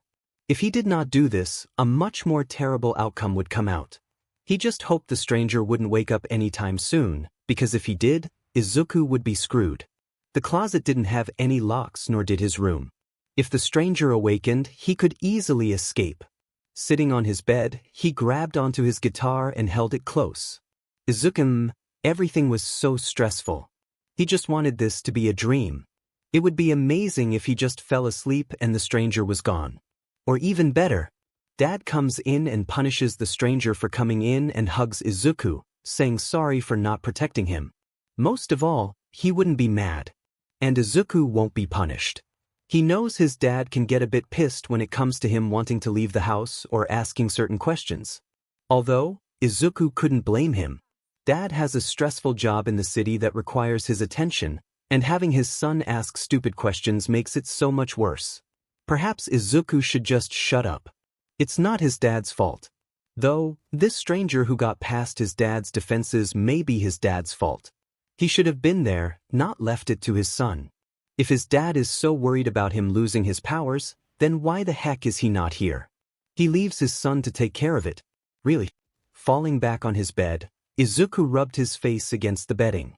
Why does it have to be like this? Pondering over things, his thoughts came to a stop when he heard a groan from the closet. Shooting up, Izuku stared at the cabinet. Looking directly at the door handle, he dreadfully hoped it would not open. Go to sleep, go to sleep, go to sleep, please. Izuku thought. He felt his body clam up with sweat falling from his forehead. Another groan, then a thump. Izuku stayed silent, holding in his breath. The sounds of wind and forest could only be heard. He looked over to his room's window and found it close. If not that, where else? Izuku sighed when he heard snoring coming from the closet. He's asleep, Izuku whispered. Standing up from the bed, he inwardly groaned listening to the springs of the bed jingle. It seemed that everything wanted to be loud at the moment. Laying the guitar on the sheets, he tiptoed out of the room. He prayed the stranger would stay asleep for as long as possible. Out of his room, he quietly and slowly closed the door with a small click. Turning around, he trudged through the house, looking at the windows and doors.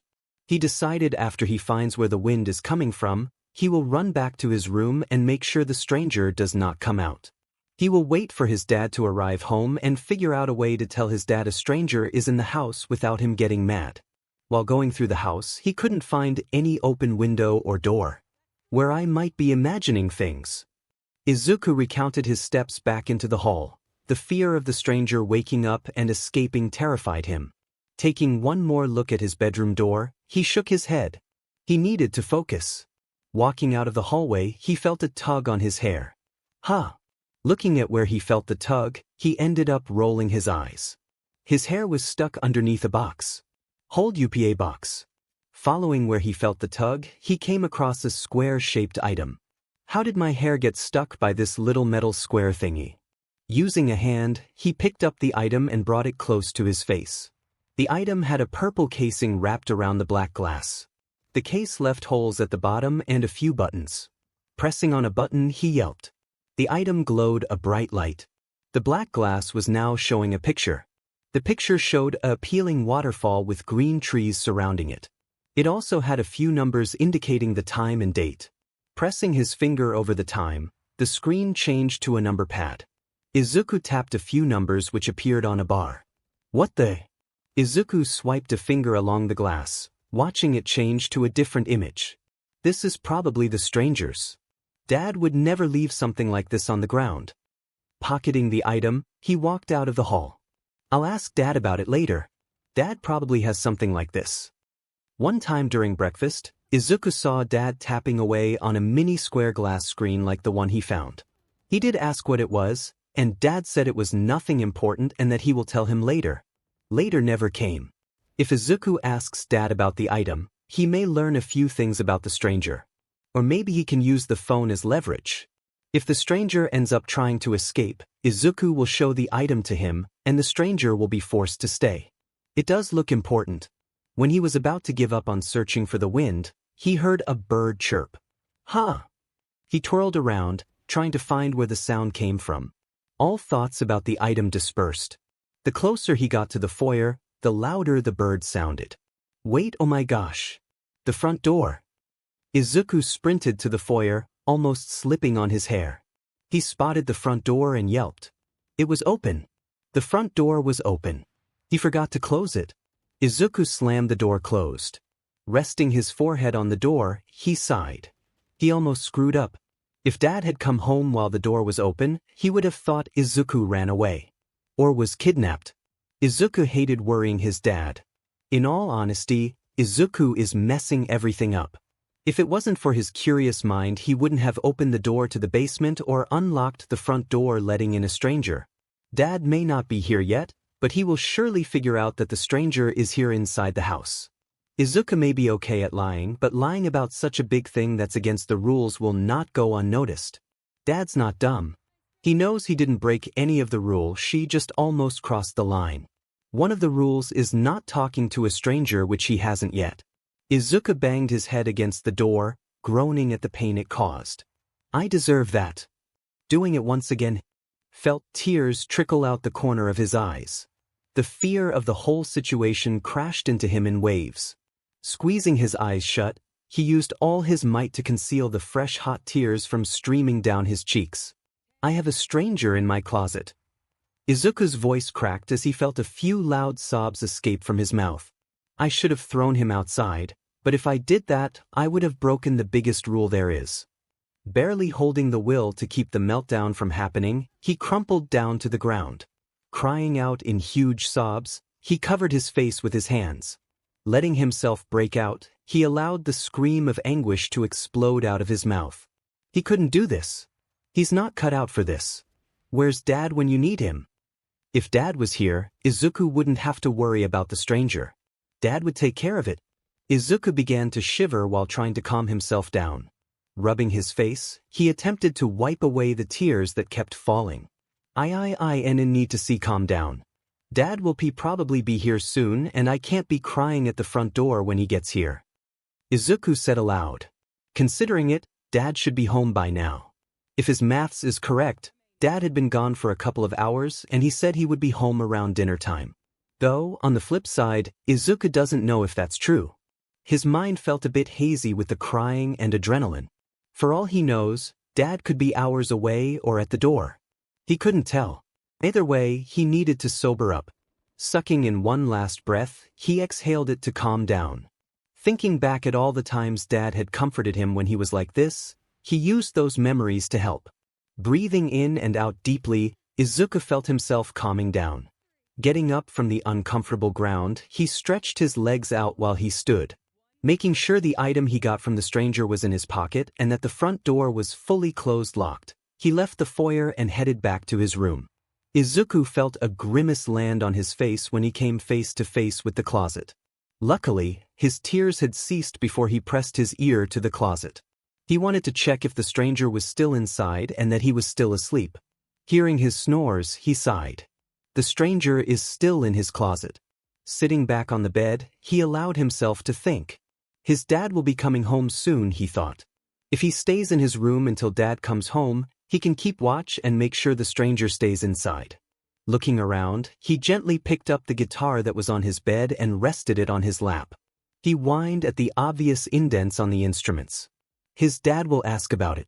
Thinking about the potential lies he could say to his dad, he began to mindlessly tap at the wooden frame of the guitar. God, Izuku felt so guilty. He's trying to find ways to get out of a lie.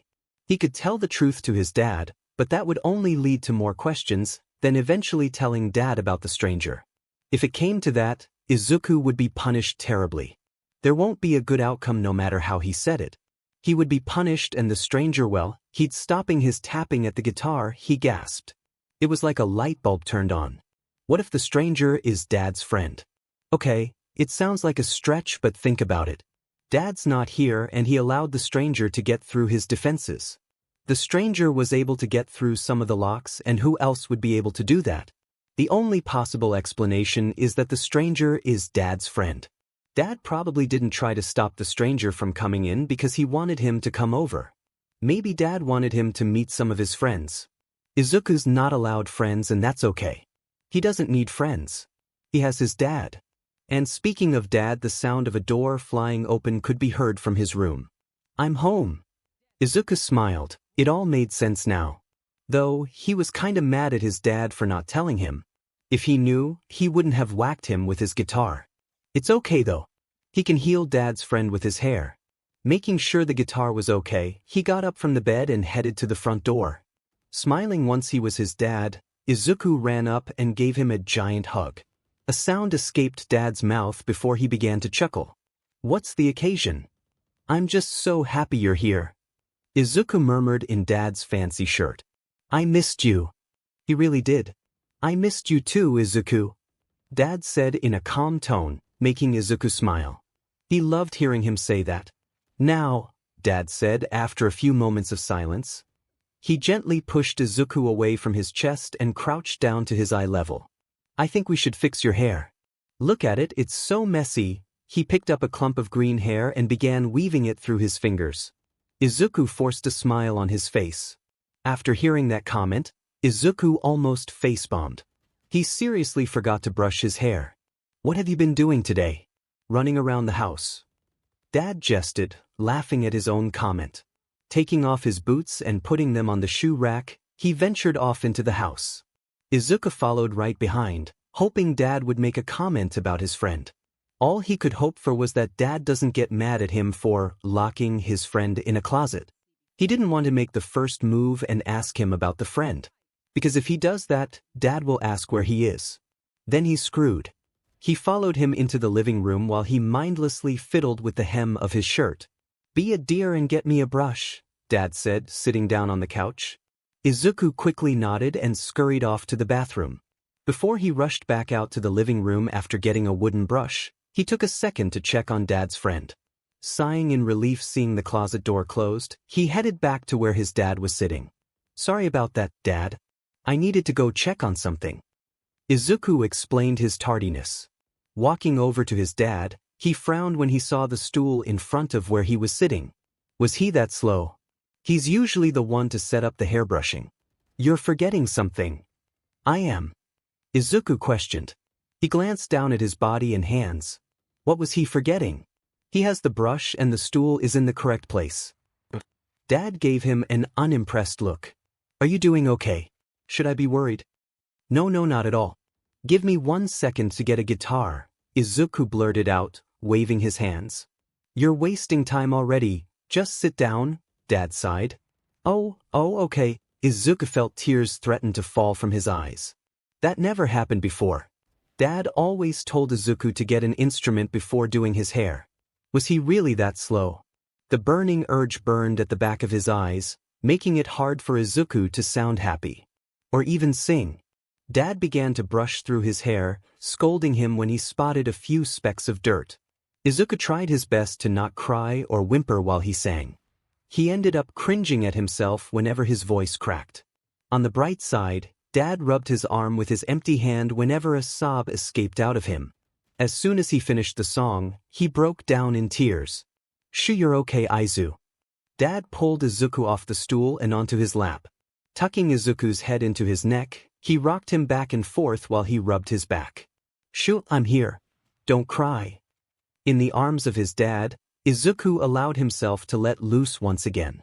He didn't say much, but he did certainly cry. I'm here," Dad repeated, allowing Izuku to rub his face against the crook of his neck. "I know it's tough."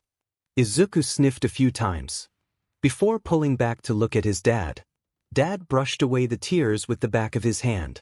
"Life can SCK sometimes, but you have to pull forward. Just because you got scolded, doesn't mean I don't love you." I know that." "I didn't say," Dad smiled. "Doesn't matter. The fact's still correct. I need you to keep your head high, you can't have one little thing affect your mood." Izuku nodded. "True. Now then, I want you to explain what's up with you today. Your hair was a mess and you were slower than usual. What's going on?" Dad asked, concern clearly being shown in his eyes. Izuku gulped. "I had my hair outside. I had my window open and some of my hair touched the ground while I was sitting on the ledge. I was going to clean it, but when I was about to, you came home." Dad nodded. "IZ. Next time, please make sure you don't get your hair dirty." Izuku nodded, though it was stiff. "Will do." How he wasn't having a heart attack was a mystery. "Why were you slow?" Dad asked, not waiting for Izuku to say something else. Don't lie. Tell me the truth." Izuku nodded. "I was checking on something. Earlier I found this." He got off Dad's lap and moved the stool to the side. Sucking in a breath, he quickly thought of a plan. He could tell Dad his friend was here, however, Dad hasn't said anything about him yet. Was he surprising him? Perhaps Izuku could hint at it. The item he found. The item is the friend's. If he were to show it, Dad will remember. Taking it out of his pocket, he showed the item glass upwards to his dad. Izuku quivered, waiting for a response from his dad. Did you get this? Not the reaction he was prepared to get. Dad said it in such a stern voice that Izuku felt his heart pop out of his chest. I, spit it out. Izuku flinched, whispering he said, I found it on the ground. Where? Dad snapped, stealing the item from his hands. Turning it back and forth, he clicked a few buttons. Izuku almost thought Dad was too distracted to listen to his answer. Before making a stupid mistake, Izuku responded. I don't want to get in trouble. Dad narrowed his eyes. Depending on where you found it and how you got it, will determine your punishment. Izuku's eyes widened. Although, what was he expecting? No matter how he says it or how much he lies, Dad will get mad. He smothered a sob. I'm sorry, I'm so sorry. Hey, sure it's okay. Dad gently pulled Izuku back onto his lap. I'm not mad, I'm just confused. Why would you have this? Really? I don't know. All thoughts about the stranger and what happened before Dad came home left his mind. He was scared. Really scared. Are you scared? Izuku nodded. Uh-huh. Dad frowned. Why don't we talk about this after dinner, okay? Really? Sounds good. Izuku sniffed, leaning forward so that he was resting on Dad's chest. I'm so sorry. I didn't mean to. Tell me all about it after dinner, okay? Dad picked Izuku up from his lap and rested him on his hip. What do you want for dinner? I'm not that hungry. You sure? I know food always makes me happy. Dad smiled, walking into the kitchen. Want something quick or long? You pick, Dad. Izuku murmured. Setting him on a stool, Dad walked around the island and started to look through the fridge and cupboards. What about spaghetti? Okay, meatballs. Yep. Dad grabbed the items required and started prepping. Izuku took note that Dad slid the item into his pocket. He stared at it, fear rising. What is he going to say? What will he tell him? The truth. Tell him that his maybe friend tried to break in and that Izuku whacked him with his guitar. Then trapped him inside his closet. Dad would never believe him. Well, unless he shows him the stranger. Dad. Yes, Izuku. Do you have any friends? Dad paused. I do. Izuku pursed his lips. Would you ever invite them over? Dad chuckled. I don't think so. I have you, and that's all I need. Izuku blushed. Thanks. Dad turned on a burner and pulled a pot of water on top, before sitting beside Izuku. Do you want a drink? No thanks. Izuku shook his head, covering his face with his arms. Perhaps the stranger isn't Dad's friend. Maybe he's lying about inviting people. Dad never lies, at least not about that. That would mean the stranger is not his friend. Shoot. What are you murmuring about? Dad questioned, resting a hand on his chin. Oh. Izuku shot up, looking at his dad. Were you busy today? Dad tilted his head. Not really. Though I was busy enough not to be home. Oh, okay. Izuku nodded, twiddling his thumbs. He asked that to figure out why Dad didn't stop the stranger. Dad said he wouldn't invite any of his friends to his home, so that cancels out the possibility of the stranger being his friend. How the stranger got to his house was the question. If his dad was busy, that answered why he didn't stop the stranger. He can't do his job plus protect the house at the same time. If he could, he can't do it if he's extremely busy. However, Dad saying he wasn't busy only made more questions. Why do you ask? Can I tell you after dinner? I'm still trying to wrap my thoughts around. Perhaps, Izuku can stretch the truth. He won't tell Dad the whole truth, but an altered truth. He knows he should tell the truth, but he really can't. He would get in so much trouble for touching a stranger and letting him inside. He's already screwed for touching the mystery item on top of it all. If that will make the situation better for you, sure. Thanks, am I going to get in trouble? Dad didn't say anything for a few moments. It depends on what happened. Oh, but remember, I'm not mad. No matter what you say, I won't get mad. We'll get through this together. Izuku almost said, that doesn't mean I won't get in trouble. Soon after that, Dad continued to cook dinner and Izuku went to the music room. In the room, he played a few songs on the piano and guitar. He used the time to think of a plan. A believable story. Once he was called for dinner, Izuku ran over his thoughts about the plan and nodded. He felt confident. Izuku sat down beside Dad at the island. A delicious plate of pasta and meatballs was gone in only a few minutes. His dad was right, he was hungry. Are you ready to talk about what happened? Izuku stiffly nodded, now or never. Dad smiled after he swallowed his last bite. Tell me from the beginning. What happened? Izuku took a deep breath in. When you left I was upset. I don't like you leaving, so I hung out in my room by my window and watched nature. I was hoping I could get a head start in knowing you were coming home. My hair ended up getting dirty, 'cause I allowed it to fall. I kinda wanted to touch the dirt. Looking at Dad, Izuku waited for a response or a reaction. But Izuku didn't get any of those.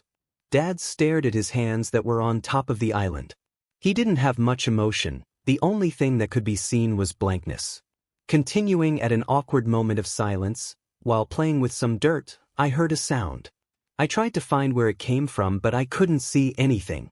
Only a few minutes later I noticed it came from the forest. I thought it was an animal or something at first, so I didn't really care. In fact, I got curious and I looked around for it. Thinking about the stranger and the fear he caused, he channeled all the stress. Everything came to stop when I saw a stranger. What? Dad questioned fiercely. I saw a stranger. Izuku whispered. Technically it's true. He saw a stranger and did some stuff with him in his altered story. He saw the stranger from afar. This will explain why he might start to ask questions to his dad about strangers and why he's so scared. It's the same story, but with details missing. In the most sincere voice he could muster, Dad said, Izuku, I'm so sorry. No. Don't be. I should be sorry. Izuku blurted out, waving his hands around. He probably shouldn't be apologizing for something his dad caused. However, he found himself instinctively apologizing. No, you shouldn't. It's my fault. Dad shifted his view onto Izuku. Over here, I want a hug. Izuku nodded, tears instinctively falling down. He twisted himself so that he was hugging him, but still remained on the chair. I'm so sorry, Izuku. This shouldn't have happened. It's okay. Really. I'm fine. The stranger didn't do anything. He just walked. Did he see you? Dad interrupted, hugging him tighter. I am not sure. Once I saw him, I hid. Izuku whimpered, burying his face into his chest. Dad nodded. Do you remember what he looks like? Izuku stilled. I remember he had purple hair and was around my age. I think. A few moments before thank you for telling me. Why you're welcome. Izuku scratched his cheek as he felt awkward. A part of him felt guilty because didn't tell Dad what happened. The actual truth. No matter how much the voice said it, Izuku refused. How did you get the item you found? Izuku gulped. Thinking back about his plan, he drew a blank. He didn't think this part through. Searching his mind for an answer, he got a few ideas, but he worried that they wouldn't make sense with the story he told. He could tell his dad he found it in the house, but that would mean the stranger came in, which doesn't make sense. Another idea was, he could say he picked it up with his hair from the outside. Though that sounded like a stretch. Izuku, how did you get it? Dad asked once again, patience growing thinner. I found it outside. After he said it, he knew he was screwed. Excuse me. After I hid, I looked back outside to see if the stranger was still there. And he wasn't. I saw this glass L-like thing and you used my hair to pick it up. You used your hair, Dad repeated in a tone almost like he knew he was lying. To lift it up. Why yes. Good. Stop being so suspicious. How did you do that? I am not sure. I kinda forgot. You forgot? Dad asked in a deadpan voice. It was very traumatic. Dad sighed. True. Izuku knew he was hesitant. He knew how terrible his lie was. Why Dad wasn't getting mad at him about it surprised him to no end. Nevertheless, please don't do something like that again. And I mean it. I don't want you to be touching random objects you find on the ground. Shaking his head, he drew back from the hug. Of course. I would never dream of it. Izuku smiled, clapping his hands. Dad swung his legs over the chair and walked over to the kitchen. Izuku twiddled with his thumbs, waiting for Dad to say something else. Do you believe me? What happened and how there was a 𝗓𝗪𝗪𝗀𝗪 you believe me? I do, Izuku.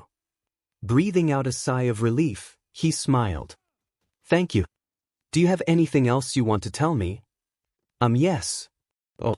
And what is that? I may have dented my guitar. That's why I was late, does that make sense? Izuku whispered the last bit while he felt sweat fall down his forehead. How did you dent it? Dad asked, closing up a cupboard. Can I just show you? It might be easier to explain. I was actually going to ask you that myself. I'll be right back. Izuku hopped off the stool and rushed into the hall. He faintly heard his dad say to be quick about it. Trying to be as quick as he could, he ran into his room, grabbed the guitar, checked if the stranger was still sleeping and ran back out. Panting, he thrusted the guitar on top of the island. Here it is. Izuku, it's your favorite guitar. I'm so sorry that happened. Dad comforted, using a hand to touch the wooden instrument. How did you dent it? Looking at it now, it looked terrible. It had a few cracks at where it made contact with the stranger and a few strings were mangled. A once chocolatey brown guitar had a few black streaks running through it. Did he accidentally scratch it? In a whisper, he muttered, It doesn't really look like I dented it. I would have to agree with you, Izuku. Dad spoke out, startling Izuku. You heard that. Izuku blurted out, fear rising. I did. Can you please tell me how it got destroyed? Dad asked as he expected the cracks and dents. Izuku scrambled through his mind, plotting a lie. After the stranger, I tried to see calm myself by playing some music on. He waved a hand at the guitar. My guitar and I ended up tripping. Izuku glanced up at Dad, looking for an indication of Dad imputing. Seeing that Dad was just looking at the guitar, Izuku continued. The guitar smashed into the ground and I got scared of the noise. As a result of that, I ran into my room and hid it in my closet. Why did you do that? Dad asked, strumming a few strings that were still phasing into the wood. Izuku tapped the counter with his fingertips, looking around the room, searching for an idea. Izuku. Izuku jerked his head back to Dad and winced. Did I get distracted? You did. Please, continue. Dad said as he adjusted a string. Izuku felt hurt seeing his dad ask questions while he didn't take notice of him. His head remained down, looking at the guitar like he knew what really happened. It unnerved him that his dad could tell when he got distracted or was trying to change the subject even when he wasn't looking at him. What was I talking about? This time, Dad looked up at him with stern eyes. Why did you hide the guitar? Right, that. Well, I was ashamed that I broke the instrument. Why did you feel that way? Izuku shrugged. I was scared you would get mad, I guess. Are you mad? Dad hummed. Perhaps, however, I'm not mad at you.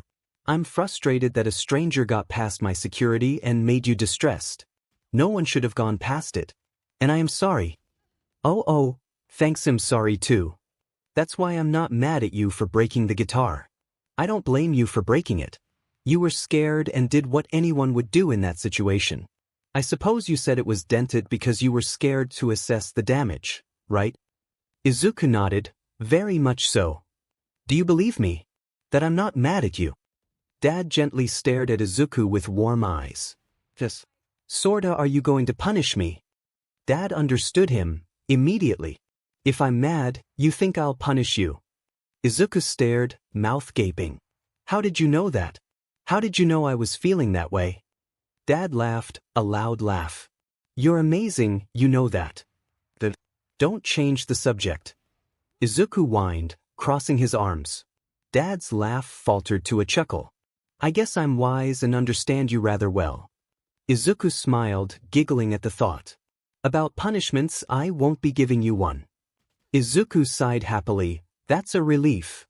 However, there will be more rules in place. Why? Izuku asked, anxiety bubbling up. Dad narrowed his eyes for a second before talking. I don't want something like this ever happening again. But I thought you trust me. Izuku quizzed anxiously. Why would he need more rules when the stranger didn't even come into the house? Did Dad realize what he said was a lie?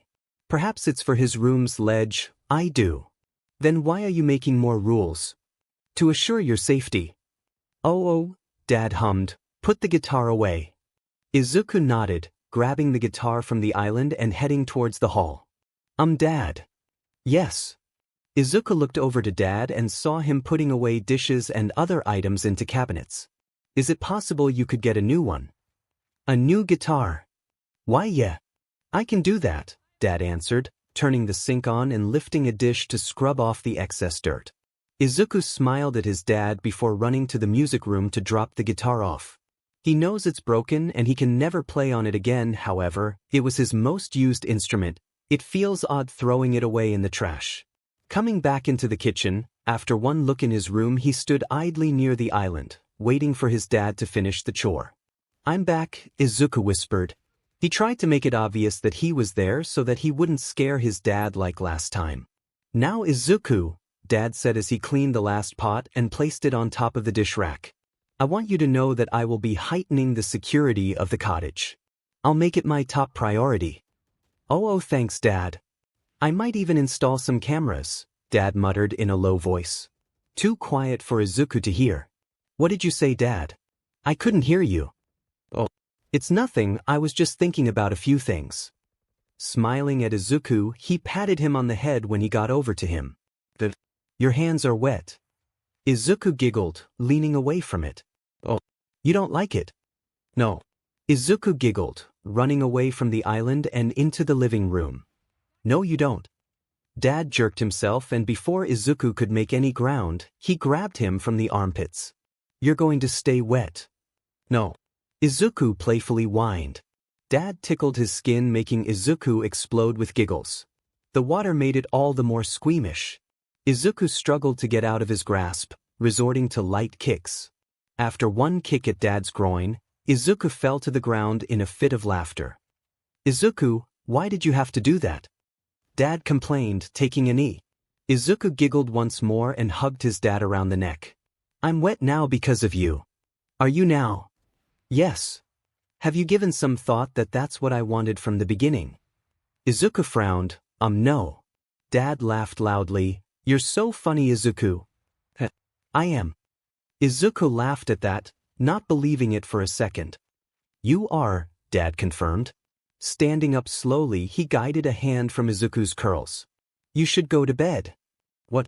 It's early. Izuku complained, throwing his head back. You've had a stressful day. Sleep can help you think about what actually happened, Dad explained, resting his hands on Izuku's shoulders. Understand? Izuku looked back and gave a small nod. I do. Before you leave, what's going to happen with the item I found? Dad took a second to understand what he meant before making an sound. Dad reached behind him to pull the item out of his pocket. You mean this? Yeah, I'll be keeping it. Oh, okay. Honestly, Izuku wanted it to be used as leverage against the stranger, but if his dad wants it, his dad will get it. Where will you be? Dad used a hand to point towards the foyer. The basement, I have some work to do. Oh, okay. I guess this is good night. Dad nodded as he stood up. It is. I love you, Izuku, good night. He leaned down to give a small kiss on Izuku's forehead, then stood up and headed towards the foyer. Izuku watched Dad walk towards the door before heading to the bathroom. He got himself ready for bed, changing into PJs, brushing his hair, brushing his teeth, you name it. The only difference compared to other nights was he did it slowly. He knew if he were to rush, he would be sleeping with a stranger in his room. In his closet. He still hasn't come up with an idea on how to get rid of the stranger. Perhaps he could push him out the window. Izuku groaned walking inside his room. He flopped onto his bed and got under the covers. Not bothering to turn off the lights, he curled up into a tight ball and closed his eyes tightly. He felt a bit of relaxation when he heard the stranger snore. The stranger is asleep. He can sleep too. Thinking of non-existent scenarios, Izuku fell asleep.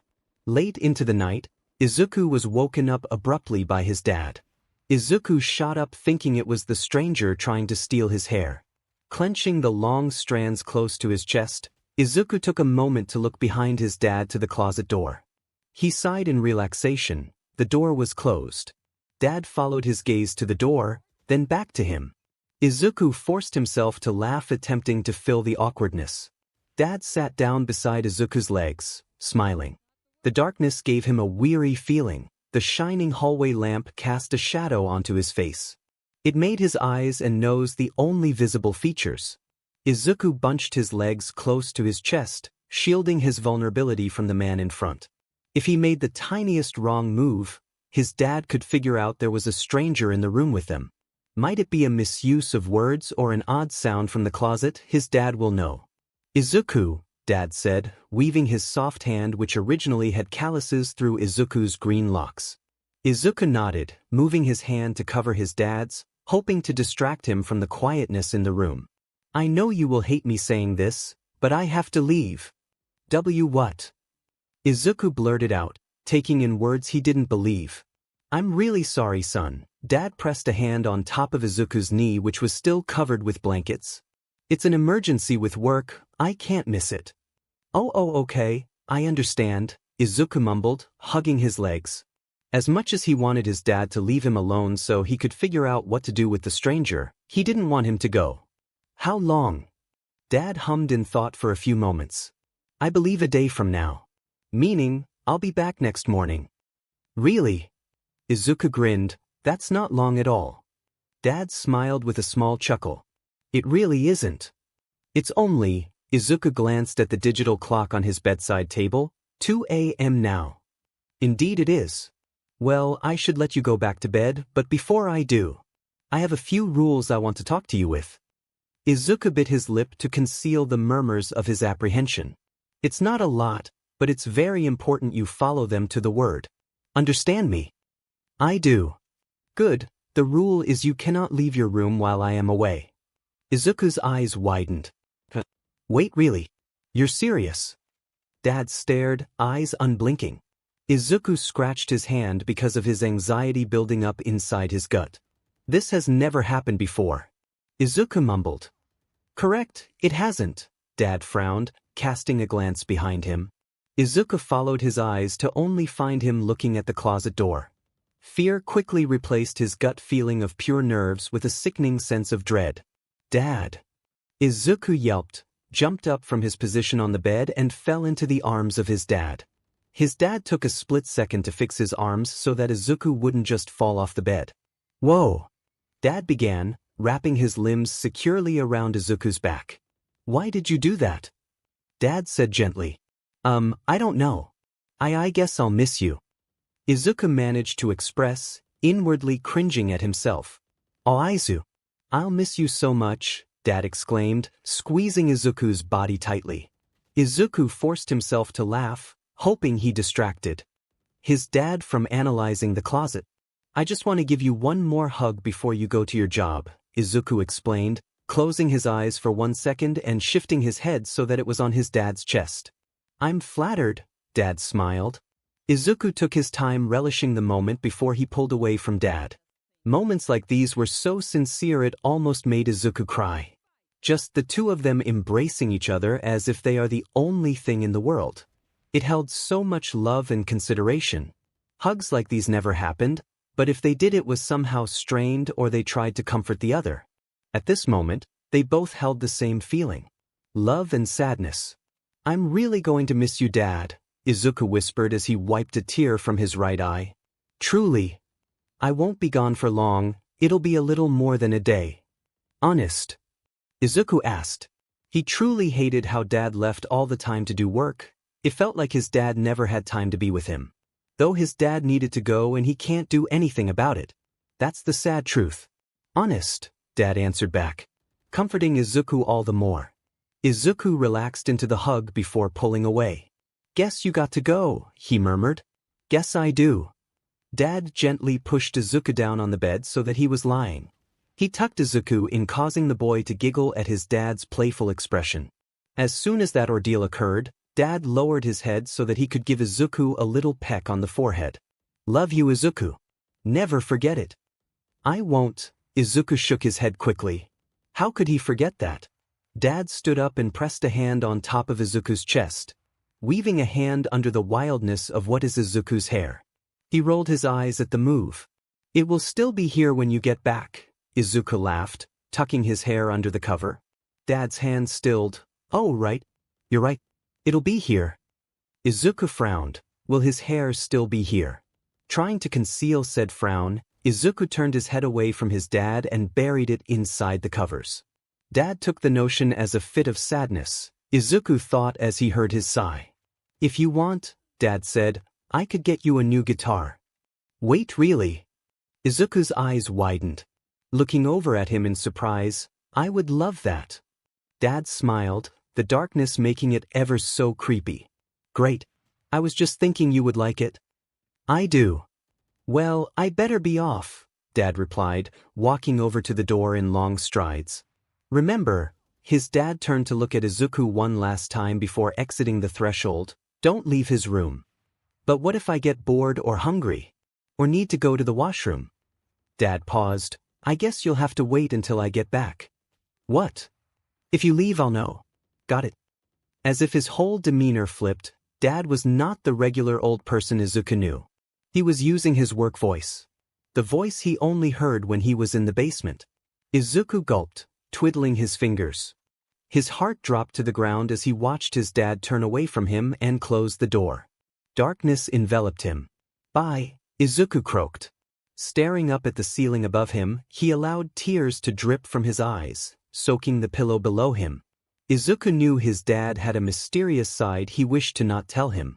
That made sense, of course, you can't give all your secrets away. However, Dad leaving to do work in the middle of the night never happened before. Or at least Dad never came into the room and told him he would be gone. A couple of months ago, an instance like this occurred. Izuku woke up to a silent house with no note. Those were the moments he didn't want to think about. The moments that showed their father and son relationship was terrible. Although, Izuku can't do anything about it. He can't change his dad, and his dad has full control over his life. If his dad wants to make a stupid rule that will hurt Izuku and leave the house for more than 24 hours, so be it. Izuku can't change it. He has to follow the rules. Bang! What the F? Izuku shot off from the bed, heart pounding as sweat formed on his forehead. Breathing in shallow gasps, he closed his eyes to calm himself down. A crash came from the front of the room, accompanied by a yell and groan. Izuku jumped off the bed, darting to the closet. Running on pure adrenaline, Izuku crashed into the closet door and pressed his weight onto it. As he did this, he tucked his hands tightly around the door handle, holding it close. The stranger snapped, pushing onto the closet door. Izuku held his ground, pushing in the opposite direction. He gritted his teeth, clenching his hands together around the handle. At that moment, Izuku knew he was screwed. No way is he going to be able to hold the stranger down for any longer than a minute. With his weak noodle arms, he knew at any second the stranger would break the door down and he would be hurt. Izuku's hair is going to be taken away by the stranger. Clenching his face in one tight motion, Izuku spread his legs out and pivoted his weight so that he could have a better hold. No way is going to let that happen. Ah! Izuku yelled out in rage, slamming his body into the door. Stop it! Who are what? What's going on? Where am I? The stranger blurted out questions, causing Izuku to feel his head spin in dizziness. Everything came to a crashing stop, that point being the realization of what the stranger sounded like. A deep masculine but young voice was the stranger's. Izuku was naive to think this, but it was the only thing that made the whole stranger being in your closet situation better. In his original plan, he would take the stranger out of the closet who would be unconscious and push the stranger out of the window and forget that it ever happened. Sure, the stranger would be hurt, but it would be okay. Izuku would hang his hair down so that it touches the stranger's body and heal him from afar. The plan was foolproof. Izuku took in the variables of Dad knowing if he left the room or not and projected it into the plan. But now, how would it work? If he pushed the stranger out of the window while he was awake, he could run to the front door and break in and mess things up. Well, he'd probably won't. Izuku kidnapped him and locked him in his closet. Why would he want to come back in? The only thing that made Izuku waver in that was the fact that the stranger tried to break in the first place. Would he be stupid enough to do that? Can you go back to sleep, please? Izuku asked in a whisper that was heard by the stranger. He guessed. No. Please, Izuku whined, tapping the door handle due to his nerves. I won't. Izuku frowned sadly. Now what? Where am I? The stranger asked. He clenched his fists together and punched the closet door. Izuku yelped at the noise and movement. His guard went down for just a second while he asked the stranger to go back to sleep, but now it's back up. My closet. Why am I in your closet? You broke into my house, and now you are my prisoner, Izuku explained, inwardly cheering on himself for the good description. A small smile spread across his lips, and he lightly moved his fist into the air, then he quickly latched it back onto the door handle. I did. You did. Izuku exclaimed, you unlocked the front door.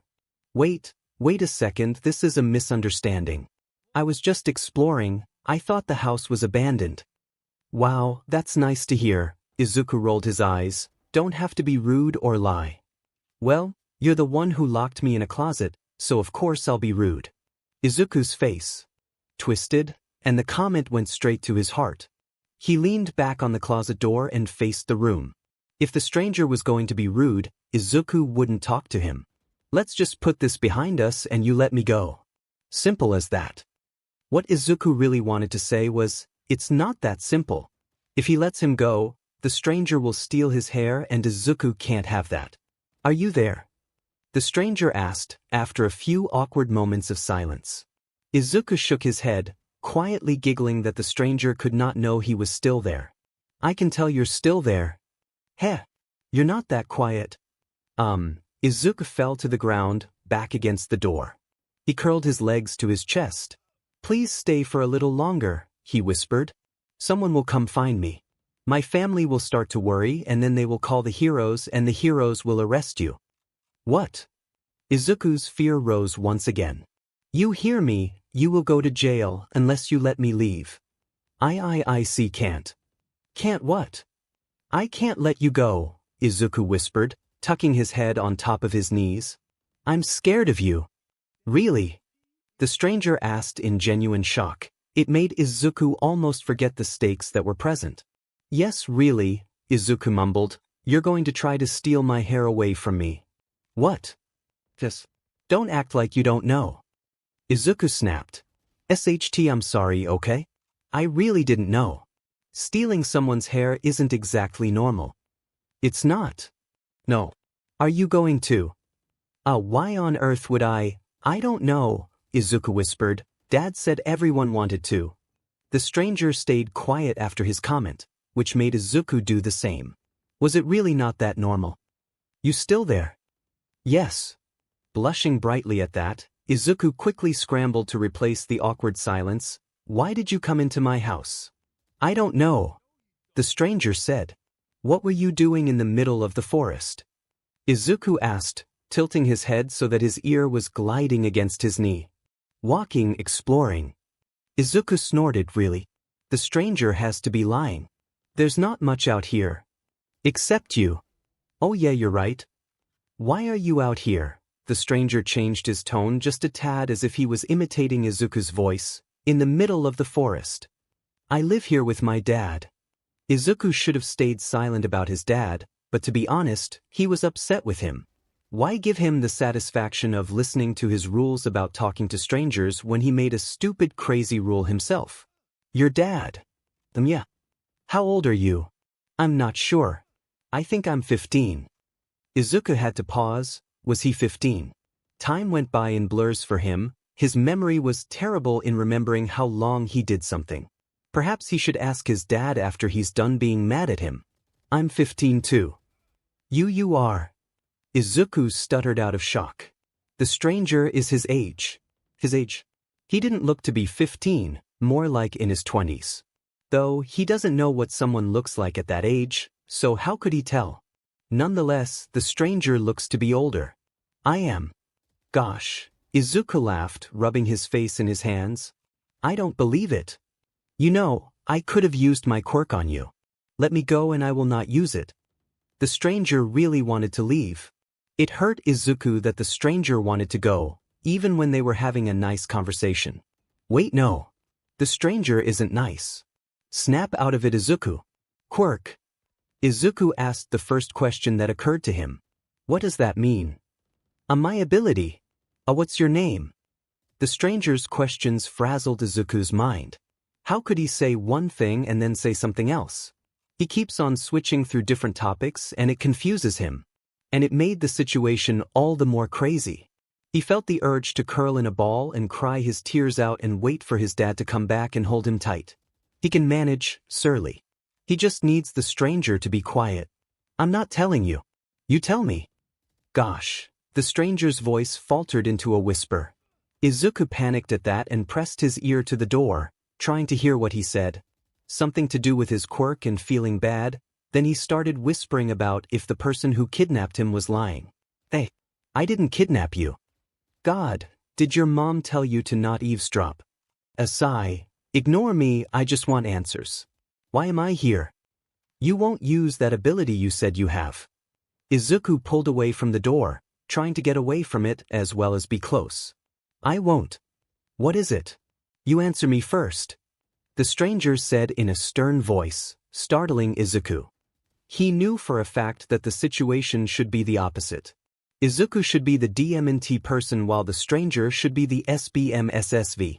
He should be telling the stranger what to do. He's in his closet for crying out loud. I can't let my dad see you. Even with the inner talk Izuku just had, he couldn't find himself to boss the stranger around. Why is that? My dad is very strict on rules and one of the rules is not talking or interacting with strangers and I broke it after I used my guitar to knock you out, Izuku said slowly. The stranger didn't say anything for a few seconds and Izuku took the hint to continue. I'm not allowed to leave the house, in fact, I've never left. I'm not really sure what the outside is like. Izuku heard the stranger's small gasp which made him panic. And even if I wanted to leave, I couldn't. My dad would punish me. Izuku began to falter but finished the explanation. You can't leave. Izuku nodded, which turned into a yes, after he remembered the stranger couldn't see his face yet. Thank God. That's not normal, you should be able to. It's normal for me. Izuku frowned. If the stranger was going to be rude, he would just not talk to him. Izuku made a sound and stood up, shaking his hair. Taking a few steps forward, he smiled at the stranger's calls for him to come back. Taking a seat on the edge of his bed, Izuku pulled out a brush from the bedside table and brought a clump of hair to his lap. Brushing the strands out, he felt satisfied at the stranger's calls for him to come back. Hey, come back. I'm lonely in here, the stranger chuckled at the end. I need you. This resulted in a full belly laugh. Izuku gaped in disgust. Feeling completely insulted, he ceased his brushing. Did the stranger think he was incompetent? Is that why he's making fun of him and talking in a condescending voice? He won't have it. Izuku shot up from the bed and took a step forward to take control of the situation. He won't be teased. Only his dad could do it and even that sucked. He has a higher power over the stranger and should be the one asking the questions and getting results. It's not fair. Taking another step forward, Izuku opened his mouth ready to yell. As soon as he got only a couple of footsteps away from the door, he heard the closet door creak. Izuku's eyes widened and sucked in a gasp. A pale hand crept around the door, pushing it forward with only his fingers. With only one thing left in his body, Izuku pivoted his foot and boosted himself towards the bedroom door. Ah! Izuku yelped, running out of the room, not looking back. With nothing in his mind, Izuku threw himself behind the kitchen island once he got in the room. Jumping up into a crouching position, Izuku popped his head over the counter. He studied the hall to the bedroom, but from his view, he couldn't see his bedroom door. He would have to expose himself to the elements to see the door. Cowering behind the island, he watched the hall, ready to run to somewhere he hadn't figured out yet to safety. He tried to calm himself down by breathing slowly and deeply, hoping if he were to calm down, he would quiet down. Tucking his hands on the island counter, he hung his head low, taking in deep breaths. He watched his legs quiver and twitch at the strain of his position. It was only a matter of time until his legs failed on him. Looking back up, he gasped. The purple-headed stranger stood at the end threshold of the hallway, looking around with a bored face. Izuku yelped, letting go of the counter and falling into a ball. Izuku heard the floorboards creak depending on where the stranger took steps. The creaks became louder, so much so that Izuku felt tears stream from his eyes. This is it. In only a matter of a few seconds, he felt a shadow cover his body in darkness. He whimpered, "Please no, please go away please." "I won't hurt you," the stranger said in a calm, peaceful voice. Izuku pulled his head away from his arms and carefully looked up at the stranger. "Why you won't?" The purple-haired stranger shook his head, and the purple strands flopped back and forth, giving him a mystical feel. Taking in the stranger's face, Izuku felt his jaw fall. The stranger had no blemishes on his face, except for a few pink marks near the top of his forehead. A pinkish tone dusted his cheeks, along with upturned lips. "Yeah, I won't." "How can I tell?" The stranger moved his hand forward. "My name is Hitoshi Shinso, what's your name?" Izuku steadily placed his hand on top of the stranger's Hitoshi's hand and clasped his fingers around it. Hitoshi pulled Izuku up with a small amount of force and brought him to his feet. "Whoa," Izuku gulped. "I'm Izuku." Hitoshi smiled. "You okay?" "Yes, I'm okay." Izuku blurted out, retching his hand away from the stranger. Thanks, I didn't expect you to have a long hair," Hitoshi said with a pause as if he didn't believe what he was seeing. Izuku smiled. "You're the first person to see it other than my dad." "I am." "Aha." Izuku looked away. "Why didn't you leave the house?" "The door's right there." Izuku pointed towards the front entrance. Hitoshi followed Izuku's finger to the door.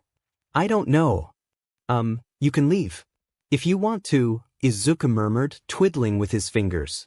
Truly, he didn't want Hitoshi to leave. At first, he wanted the stranger to leave as he caused issues and conflict with his dad. But after taking a good look at Hitoshi, he felt his heart throb. He didn't want him to leave yet. As much as he wants that, he can't hold Hitoshi back. Perhaps the closet was the one thing that stopped Izuku from letting Hitoshi go. Izuku was shaken out of his trance by the one and only Hitoshi, his hands on his shoulders. "Calm down, I'm not leaving.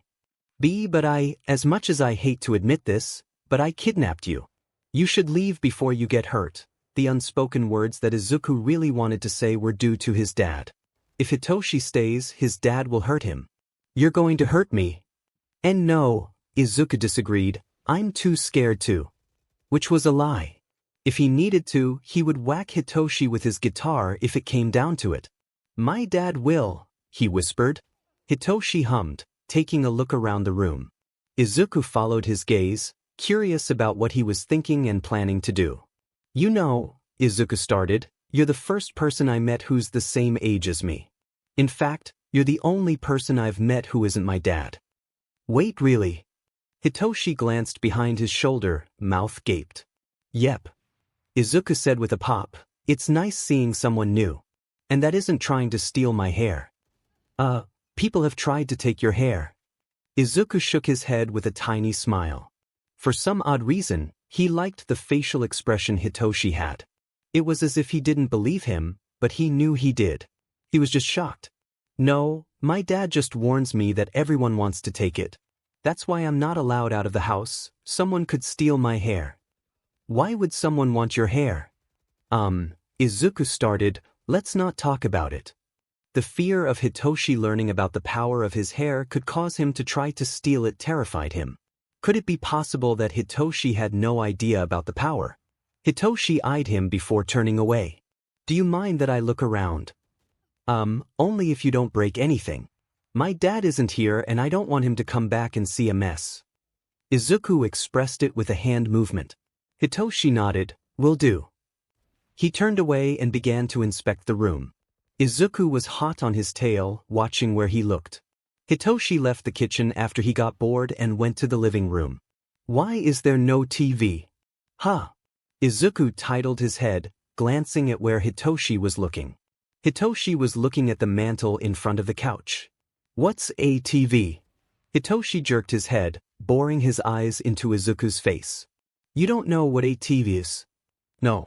Izuku questioned. Hitoshi's eyes twitched. How do you not know? I guess my dad has never got one. What the? Look over there. Izuku interrupted, sensing the awkwardness. You should check out the foyer. Okay, Hitoshi shrugged, but don't think this is over. Right. Izuku waved Hitoshi over to the main entrance of the house. This is where my dad's shoes are and his coats. He crouched down to show Hitoshi the black and brown dress shoes. My dad likes to dress formally. Where's your shoes? Remember, I can't leave the house. There's no point in having shoes if I won't even use them, Izuku explained, drawing his index finger along the laces. Same goes for the coats. Izuku pointed towards the closet. Standing back up, Izuku opens the closet door and reaches a hand towards the suit coats. They're nice, aren't they? Yeah, Hitoshi agreed. Where is he? He's at work. He had to leave last night for an emergency. Izuku said sorrowfully. He sighed for a second before closing the closet back up. I love him a lot. I can tell, Hitoshi said. What's the door for? He asked, bringing Izuku's attention away from the closet and onto the basement door. It leads to the basement. Hitoshi hummed, lugging his hand to the doorknob. Let's check it out. No. Izuku yelled, leaping in front of the door. You can't. He spread his arms and legs, trying to hide the door away from Hitoshi. Why can't I? You said I could explore, Hitoshi protested, crossing his arms. I know, BB, but you can't go in, it's off limits. Even for me. Why is that?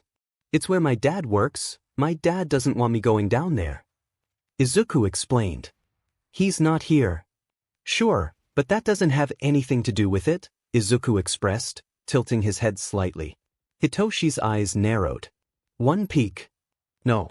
Izuku yelled, I'll kick you out if you keep on asking. Fine. Izuku narrowed his eyes in distrust. Good, you're new around here so you don't know how things work.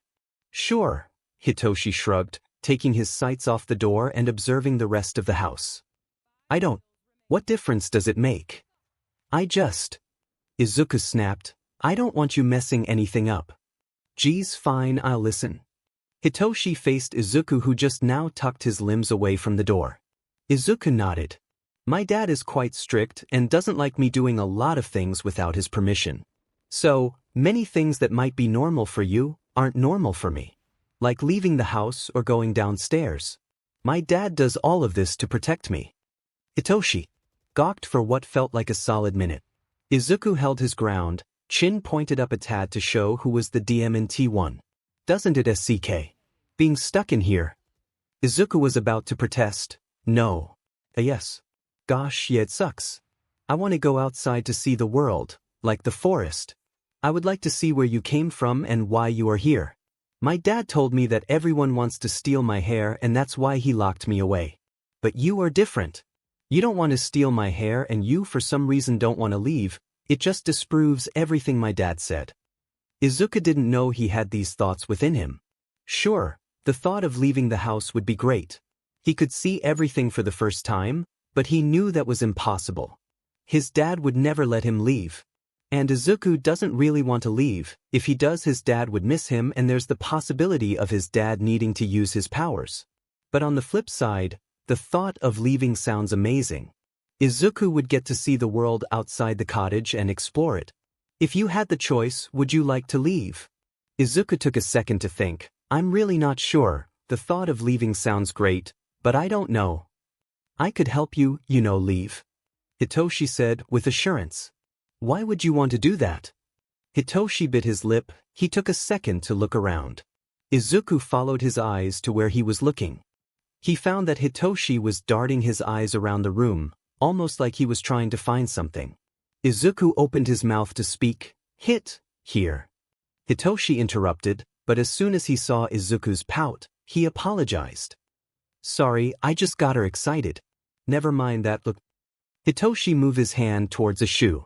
Do you know where these come from? Shoes. Yeah. My dad. Your dad made them. No. He just brought them home one day. Exactly.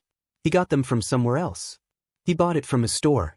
In fact, everything in this house originated from a store. Wait, really? Izuku's eyes glimmered.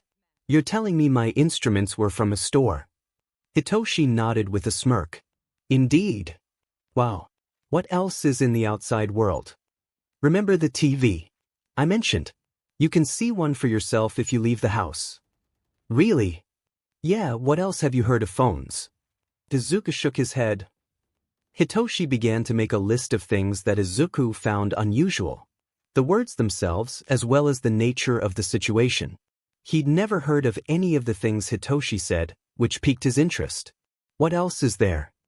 I want to see the world. What? Hitoshi paused mid-sentence. And I want you to help me see it. Hitoshi's eyes widened in disbelief. Really? Yes. You've caught my interest. Izuku smiled brightly. Oh wow. Hitoshi's cheeks reddened with heat. Looking away, he coughed. When do you want to go? I can go now, but I need to come back home before my dad comes back. How long would that be? I think 2 days. You think? My calculations might be off, but I think the next morning. I really hope you're right. Why is that? 'Cause if you're wrong and your dad gets here before you get home, you're screwed. Why do you care about that? Hitoshi's face turned beet red. Looking away, he whispered, I want to save you from him. Izuku's heart fluttered. The two conversed, and Hitoshi bragged about the house and family he had. Izuku thought it was for him to get jealous of the things he did not have, like good parents. Though he was jealous. He just could not admit it. If he were to say it, it would mean all of his dad's efforts to protect and take care of him were for nothing as he wants more. Gosh, Hitoshi hurt his brain. Izuku and Hitoshi ended up moving to the couch, side by side. It was all good until Hitoshi began twirling his fingers through his curls. Do you know how long it is? Izuku shrugged, blushing a tad at Hitoshi's fingers. I don't know. All I know, it's very long and gets all over the place. That made Hitoshi chuckle. Just looking around, it covers where you've been. Perhaps that's how your dad knows when you do something quite wrong. Izuku never thought of that. Though it made sense, his hair being a dead giveaway. Next time, I'll make sure to gather up all my hair before changing rooms. Yeah, next time. Hitoshi trailed off, scratching at his hair. You okay? Yeah, I'm fine. Izuku didn't look convinced. Anyway, Hitoshi started, do you know what your quirk is? Izuku sighed with an eye roll. I told you already, I don't know what you're talking about. Hitoshi slapped his palm to his forehead. Oh right. Izuku leaned a tad towards Hitoshi. You can tell me. The closer he got to Hitoshi's face, the redder it got. He frowned. Is he sick? Dad's face can get like that when he's sick. Pulling back, Izuku leaned against the couch. Hitoshi looked flabbergasted, staring with a slack jaw. Izuku snorted, You okay? I am good. Really good. Wait, no. That's not what I meant. Just ignore me, Hitoshi mumbled, covering his red face. Izuku shrugged, all right. Hitoshi took a deep breath. You want me to tell you what quirks are? Izuku nodded. Quirks are just superpowers. Wait, do you know superpowers are? A nod. Okay, good. This will make this easier to explain. Anyway, everyone, well, mostly everyone, has an ability that is a quirk that gives them powers. Like me, I can. Hitoshi faltered. Yeah. Izuku prompted. You tell me yours first. You must have a quirk. Hitoshi switched the conversation like it was nothing. It hurt Izuku that he didn't want to tell him what his power was and keep it a secret. You promise me you'll tell me yours after I say mine. Sure. Hitoshi hung his head. I just don't want you to be scared of me. Izuku shook his head quickly. I would never. Well, if it has anything that could hurt me like BLD or punching or something, you shouldn't worry. Hitoshi stared before glancing away. Izuku took it as his moment to talk about his hair. Oh boy. My power is my hair. Your hair. Hitoshi drawled out. Don't act so surprised. There's a reason for why I was worried you were going to steal it. My hair has healing abilities where if I sing, it will glow and heal the person the hair is wrapped around. Like if you cut your hand, I can wrap my hair around it and sing a song, it will go away. Huh, that's interesting. Please don't get any ideas. I use my hair to heal my dad whenever he gets hurt. If you steal it, I won't be able to heal him. Gosh, I already said this, I won't steal it. It's not even possible to steal a quirk. It's not. No. Why would you even think that? It's nothing. I was just thinking. Izuku didn't want to think his dad was lying or Hitoshi was lying. One of them was lying. He didn't want to think about who was. Dad was either lying about how everyone can take your powers away and Hitoshi was either lying about people stealing it. Hitoshi's mouth pursed. If you say so. Do we need anything for the trip? Izuku asked, like usual, breaking the silence. No, this should be good. When he said that, Hitoshi meant him and Izuku was all that was needed. Well, perhaps one thing. Izuku tilted his head. What's that? My phone. Hitoshi twisted his hand, patting his pants pockets. If I can find it, did you take it? He got up from the couch and looked at where he was sitting and his back pockets. I can't find it. Perhaps it's in the closet. Stepping towards the exit, Izuku shot his hand forward. What are you talking about? Phone. Oh right, it's a rectangular thingy with glass. It can glow when a button is pressed. Ring any bells? Izuku's eyes popped open. It does. You won't find it in the closet, my dad took it. Hitoshi paled. He did. Heaving a breath, he stumbled back onto the couch, massaging his cheeks. Groaning, Hitoshi slammed his scalp against the cushion. Izuku choked on his saliva. Hitoshi. You okay? Alarmed, Hitoshi coughed into his hand. Yeah, I'm good. Izuku squinted his eyes, unconvinced. It's just a rectangle, it can't be that, he faltered, remembering when he wanted to use the screen as leverage. Anyway, we have more important issues to focus on. Like leaving this Shura house. Hitoshi hopped off the couch, shoving his hands into his pockets. Waving Izuku over to the foyer, he followed suit, hands on his hips. Hey, what were you about to say? Hitoshi shook his head. It was nothing. Grumbling and cursing to himself, Izuku paced with an annoyed face. Don't be mad at me, Izuku. Izuku looked flabbergasted. The audacity. You were talking about my house. It's not my fault that I don't know what the word you were going to say meant and thought it was negative. Hitoshi rolled his eyes. Come on. He grabbed the door handle and twisted it to the side, pushing the door open. Taking a step forward, Hitoshi cracked his knuckles and ventured onto the porch. Izuku hesitated, tapping his foot at the threshold. It was morning. The sun was rising brightly with the early birds chirping. A chill of wind made him shiver. You coming? Yeah, I just need time. This is very weird, Izuku laughed, patting the doorway. For starters, you should say goodbye to the house. Hitoshi waved to the building. Why would I do that? I'm only going to be gone for like a day or so. Hitoshi frowned, looking back to the forest. Come on. Wait, is it going to be a problem that I don't have shoes? I'm only wearing socks, Izuku explained with an ounce of self-consciousness. Hitoshi shook his head. Nah, just be careful of where you step. Izuku nodded stiffly. Can things hurt him? Like what? Hitoshi stepped off onto the grass with a side glance. Izuku took his time to inch out of the house, poking his foot. Is it safe? It is. Izuku gulped, fear building up inside. He will be touching grass for the first time in his life. Wow, what will it feel like? So ridged. Izuku crept a foot above the grass, centimeters away. One twitch and he will be touching it. He will be leaving the house for the first time. Closing his eyes tightly, Izuku lowered it. Soft, lush, tangled strands of grass tickled his foot. Izuku smiled brightly, bringing his second foot to the grass. Wow, so soft. Izuku tumbled to the ground and rolled in it, laughing brightly at the ticklish feelings. Hitoshi! Oh my gosh! This is amazing! He hopped off the grass. For the first time I'm free. Hitoshi grinned with so much happiness. I'm glad. Wait. Izuku stood up. What else is out there? A path went down for miles it seemed. It was the same path Dad used all the time. However, there was the forest. He shot off into the woods, twirling around to look at all the life. Hitoshi was right on his trail, a smile present. He spun around. Look at this. This looks so pretty. Hitoshi followed as Izuku picked up rocks and twigs, inspecting them. Izuku. Yes. He asked, ceasing to take his eyes off a caterpillar scooting along a boulder. Your hair, it's still inside the house. I think we should go back and close the door. Izuku huffed, I guess. As they walked back only 10 meters, Izuku bundled up his hair so that it didn't get caught and watched the trees sway back and forth.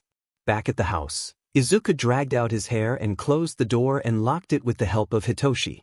That's it. Yeah, let's go. Wait. He hesitated. I'm going to get in so much trouble. You won't. I might.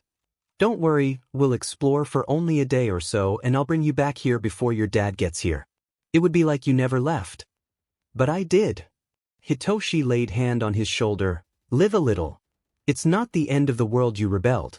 In fact, I think it was a good thing. Taking a step away from your dad. I guess. Izuku nodded, rubbing his eyes. Let's go. Hitoshi led Izuku down the path, telling Izuku about all the things they could do. He brought him to a cut path to a clearing with no trees and a single rock in front. He sat on it and patted the seat beside him. Izuku followed, looking ahead. Why are we here? The sun is going to rise. We already saw it rising. I know, but this will give us a better view. Right on time, the sun crept behind the dozen pine trees and poked its light towards the two. In rays, the sun beamed into Izuku's eyes. The mix of oranges and pinks decorated the sun's surroundings like a painting his dad would show him. It's so appealing. I know. Izuku stared at the sun, loving the colors. As he did this, a hand touched his own, before zipping away. He glanced at Hitoshi in question. He had a bright red face, almost like the sky. Izuku shrugged, touching his hand. Hitoshi went stiff, causing Izuku to think he did something wrong. Hit! His voice was zapped out of him as Hitoshi laid his hand on top of his. It was nice. You hungry? Hitoshi asked randomly, startling Izuku out of his thoughts. When he thought of it, he quite was. After all, it is morning. I am. Great. There's a place around here where we can go eat. It will be the start of our adventure, your very first restaurant. Izuku giggled. Sounds fun. Come on, it's this way. Hitoshi led Izuku back on the path and to a cut path leading to a light post and sign. Izuku felt Hitoshi touch his hand a few times as they walked side by side down the cut path, as if he wanted to hold it. Was this a frequent occurrence? Izuku was unable to speak as they approached the diner. The diner cast shadows on the grass as it glowed dimly in the forest. Fairy lights adorned the trees, creating a dreamy atmosphere. It perplexed him why there was a restaurant in the middle of nowhere, but after Hitoshi pointed to a second path, multiple buildings sat beside it, each serving a purpose. Near the path and the diner, large, strange metal-looking objects sat on solid flooring. It's an isolated town where not much happens and not a lot of people live here. So don't be surprised if you didn't hear it from your house. Izuku nodded, following Hitoshi to the front door. Ready for your first adventure? I'm sure, what are those? Izuku pointed at the metal objects. And why is this path so big? Oh right, those things are called cars and the path is called a road. Cars go on the road and travel on it. Hitoshi explained, reaching out a hand for the handle. He had a sad expression on his face and said, It's unfair that you don't know things. Izuku didn't say anything after that. The two walked inside the door, and he felt his eyes widen. It was his very first room, other than his house. It's now or never. If he backs out now, he can still make it up to his dad. But if he goes in, he will change the rest of his life. You coming? Hitoshi held the door for him, waving a hand inside. Izuku smiled and nodded. I am. He stepped inside, crossed the threshold and closed his eyes. This was it. Things are never going to be the same. He's going to learn things he's never learned before. And that will change him and his dad's relationship for the rest of his life. As much as the thought was overbearing, he didn't feel any different being inside the restaurant. The fact that the restaurant was virtually empty save for a few patrons could have something to do with it. Izuku ran in fear behind Hitoshi. The only attention the people paid was to say, "Good morning," to each other. Hitoshi courteously echoed it. Izuku followed Hitoshi, but he sensed a powerful tug. His hair got tangled up around a lamppost and a rock as he peered behind him. Izuku hurried outside and pulled on his hair to prevent it from flowing out all over the place. He returned inside and sat down next to Hitoshi in a booth. He was virtually sitting on top of Izuku when he sat next to him. Izuku didn't mind that his thighs were touching. It was soothing. He sighed and clasped his hair. Hitoshi's face was pure red. "You okay?" "Yep. Never better, look at these menus." Hitoshi blurted out, passing a plastic menu with words and pictures of food. "Wow," Izuku's eyes widened. "There are so many." "Yeah, pick one." "I don't have a lot of money on me," Hitoshi explained, pulling out a black wallet from his pocket. "How did I not see that earlier?" Izuku murmured, eyes narrowing. "Oh, I don't know." As the two looked at the menu, Hitoshi assisted Izuku with what he wanted to eat and what would be expected. A server Hitoshi said they were a server came up with a peppy attitude, something Izuku never knew someone could be. "What do you guys want?" The lady asked with enthusiasm, and it made Izuku slightly flinch. The lady, Hitoshi, whispered to him, saying that she was a girl. He could tell from a mile that she looked oddly different compared to him and Hitoshi. For one, her voice was high-pitched and sweeter. And her body shape was different. She had a bump near her BRST. It amazed him that there could be girls and boys as well, not just boys. There was also the fact that Izuku placed a protective hand over his hair, eyeing the lady. Hitoshi said it wasn't normal for someone to steal his hair or quirk. Even the word quirk was odd. But it made sense. His quirk is his hair. Though, it bugged him that his dad never mentioned it before. Hitoshi listed off their orders and asked for coffee and hot chocolate. The server came back with the steamy hot mugs and left with a wink. Why did she wink? Izuku asked as he took a long sip of hot chocolate. It was so good. Taking a second long sip, he spared a glance towards Hitoshi. I don't know. Okay then, so what else do we do here? Mostly talk. Izuku tapped at his mug, sipping the content. Hitoshi did the same but was looking away as he did it. Izuku didn't mind. He guessed it was Hitoshi's tradition as he drank coffee. His dad enjoyed the quiet when he drank. Soon, after a long awkward silence, the server came back with 2 big plates of food. She placed them in front of the appropriate person and asked if they needed anything else. Yeah, Hitoshi said, "Is there a pay phone here? Or any phone I could use?" "Oh yes. There's a phone near the bathrooms. If you take a right down that hall, you'll see it." The lady pointed towards the hall, which went into a dark hallway. Waving goodbye, she left to serve another table. "Why did you ask that?" Izuku asked. Hitoshi didn't respond. Izuku picked up his chopsticks and mixed up his food before munching it up. It was so good. Taking a sip from his mug, Izuku sighed. Hitoshi had a bite before placing the food down. "Just nothing. Stay here." Hitoshi got up from the booth and walked down the hall, not looking back at all. Izuku sucked in a needy whine as Hitoshi's thigh left his own. He chose to smile as he left. Tucking back in, Izuku finished up his meal. As Hitoshi reached the payphone, he pulled out a coin and slotted it inside the receiver. He tapped on the buttons and put the phone to his ear. It rang a few times, and when Hitoshi thought no one was going to answer, his mom spoke. She sounded tired, though that was how she normally acted. "Hey, Mom." "Hitoshi. Where have you been?"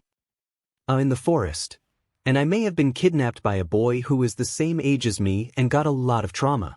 And who has been isolated for the whole of their lives." "Oh, Hitoshi, I know it doesn't make sense, but hear me out." Hitoshi looked around him and said, "I'll tell you the story." "Go ahead." Hitoshi explained Izuku's situation and what happened to him. He talked about Izuku's possessive and crazy dad and how he had been the second person he had ever seen in his life. He spoke about some of the odd behaviors he had, ending the explanation with Izuku's quirk.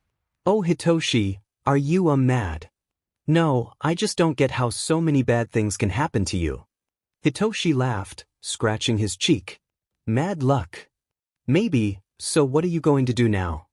"I want to show Izuku the world before bringing him back. Hopefully, during that time PRD, I can persuade Izuku to stay with me instead of going back." Mom. "Yes, hun. Can he stay with us? I want to take him home." "Of course you can." Hitoshi talked with his mom for a little longer. She recited what happened at home, which was nothing much and a few "I love yous." Hitoshi thanked his fantastic mom before hanging up, feeling proud of helping someone who wasn't himself. He can prove to everyone he's not a villain after all. Izuku, as he waited for Hitoshi at the booth, finished up his meal and pushed it to the side. More people came into the diner with exhausted faces, making him think they woke up recently. He was surprised that he wasn't very tired, he was energetic. Perhaps it had to do with the adrenaline pumping through his veins. A few of them looked over at Izuku but didn't pay him any mind, which did loads for him as he was terrified if they were going to steal his quirk. Some of them talked about a flame hero fighting a water villain and new quirks they saw in town. Izuku tuned into their conversation, curious about what else they were going to make up. He found himself enjoying the fictional story the man was talking about, one that had him saving a girl from a villain. Hitoshi came back soon after with a small smile. He sat back down and finished up his meal. "Hitoshi." Izuku wanted to ask what he was doing but knew better not to. If Hitoshi wanted to tell him, he would have. "Yeah." Hitoshi said, mid-bite. "What are those guys talking about?" Instead of asking about why he was away, he decided to ask about what the men were talking about. He had an idea, but it struck him as odd that they were having so much fun talking about stories. It's nothing," Hitoshi said dismissively, waving a hand away. Izuku huffed, crossing his arms. It probably was just that the men were very animated about hero and villain stories, and Hitoshi didn't want to state the obvious. The two went into a comforting silence, with Izuku casually watching Hitoshi eat. He had a permanent blush crossing his cheeks, looking away every so often. Izuku found it amusing. Furrowing his brow, he stared at him with a smile. "Stop it or you'll give me a heart attack." Hitoshi deadpanned, collecting the dishes into one neat pile so the server had an easier time cleaning the table. Izuku looked down at his lap, knowing Hitoshi was upset with him. Why Hitoshi's heart was causing an issue for him was a mystery, but it was something Izuku should respect. "I'm sorry, I was trying to be funny." "Oh, I was being sarcastic. I don't mind you doing it," Hitoshi explained with a warm smile. Izuku let out a sigh of relief. "I'll be back," Hitoshi said roughly, shimmying himself off the booth. "Where are you going?" Izuku couldn't help but ask. "I'm going to pay." "Stay here." Hitoshi went over to the counter where the servers were, and the server pulled out a weird-looking device with buttons and glowing lights and gave it to Hitoshi. Izuku watched in rapt attention, his eyes widening ever so slightly as the beep came from the machine. A scuttling sound echoed around the dining room, startling Izuku. He glanced at where it came from and found a man holding a rectangular box looking at him. He stuffed it back into his pocket and proceeded to eat. Izuku ignored it, finding it funny that the rectangular box made that noise. "What was that?" Izuku blurted out as Hitoshi came back with a piece of paper in hand. "Why did she give you paper?" "Oh, it's the receipt." Hitoshi shrugged and a few seconds passed as he groaned. Right. "It's proof that you bought something and tells you how much you spent." "Oh, okay." Izuku didn't get most of it, but he nodded nonetheless. Observing Hitoshi's body language, he could tell he was annoyed that he had to explain everything to Izuku. "What are we going to do now?" Hitoshi waved at the door, leaving. "Come on." Izuku pulled himself out of the booth and collected his hair before heading towards the door behind Hitoshi. Keeping his head low, he chose not to look at the others there as he still felt paranoid they would attack him after one look in the eye. A rough hand grabbed his shoulder, pulling him back to face the person. A rough, murky man gave him a smirk and winked with drunken eyes. Izuku started, taking a step back. "Hitoshi, you have appealing hair, boy. Can I touch it?" No. Izuku screamed, slapping at the hand with all his strength. He darted out of the cafe, cradling his hair close to his chest. In a rush of panic, Izuku whipped his head around to find a hiding spot, his heart racing. One look at a shaded tree, and Izuku ran over. Falling to his knees, Izuku curled his arms around his legs and moved his face into his hair. Izuku! Hitoshi called, panic lacing his voice. Oh my god, Izuku! You can't just run like that. He fell to the ground, ignoring a ragged rock poking out of the ground. Izuku! Izuku rocked himself. I want to go home. Come on, it was just a one-time thing. What happens if it happens again? I can't lose my powers.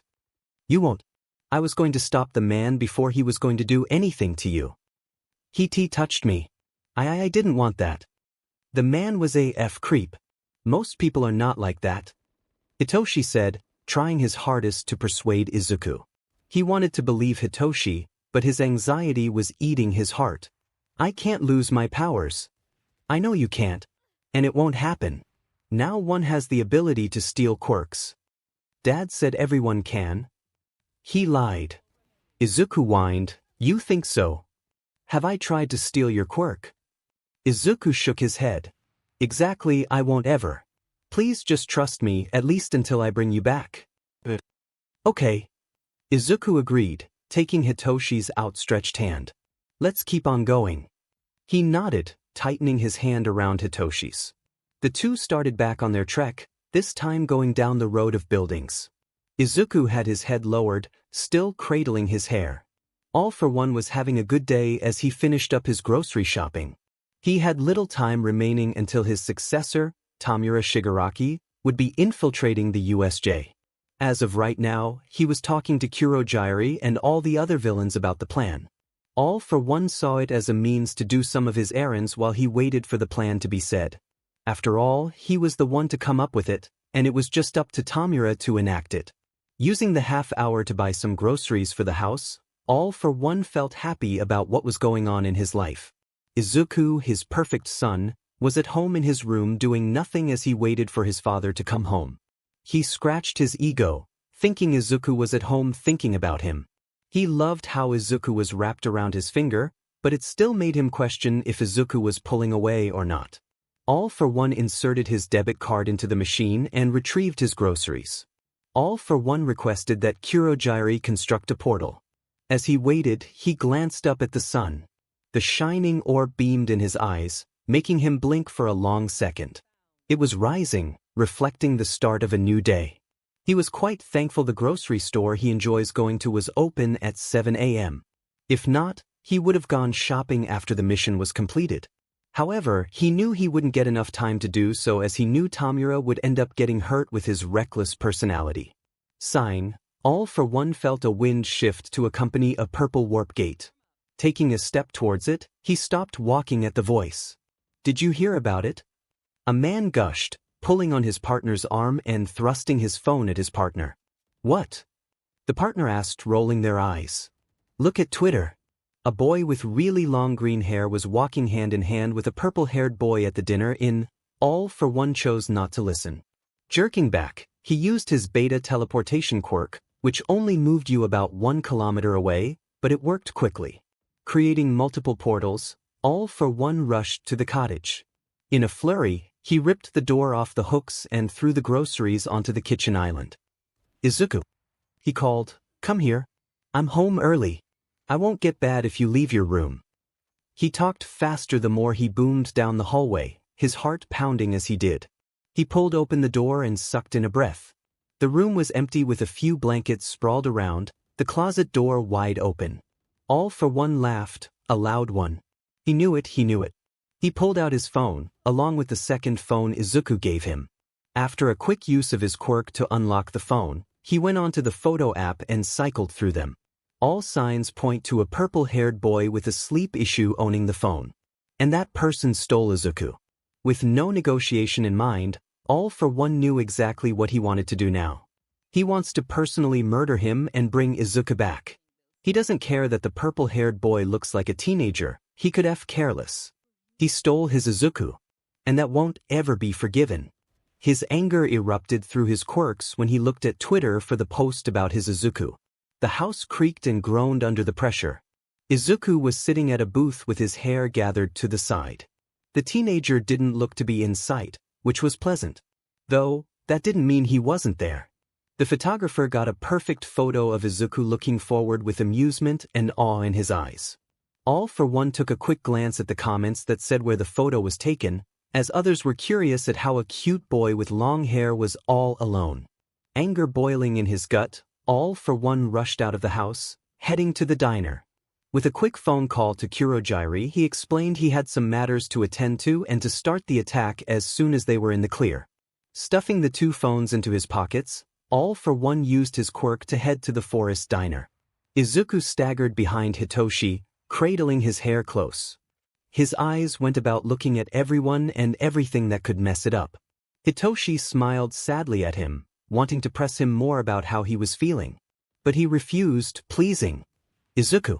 Down the road, a crowd circled each other, heads hung low, murmuring. Izuku scurried away as fast as he could, not wanting to take any chances. He looked behind him when he was in the clear. �𝗃𝗁𝗏 was on the outside, looking down a shoulder. Izuku panicked, tightening his hands around his hair. �𝗃𝗁𝗏, he hissed, tapping the ground. Come on, let's go. He wanted to yell out and demand �𝗃𝗁𝗏 leave them and go, but he couldn't. If he did, it would draw the attention of the group. His heart flying a minute, he stepped back. If he lays low and waits for �𝗃𝗁𝗏, he'll be out of the green light. Izuku spent only 1 second looking around to find cover.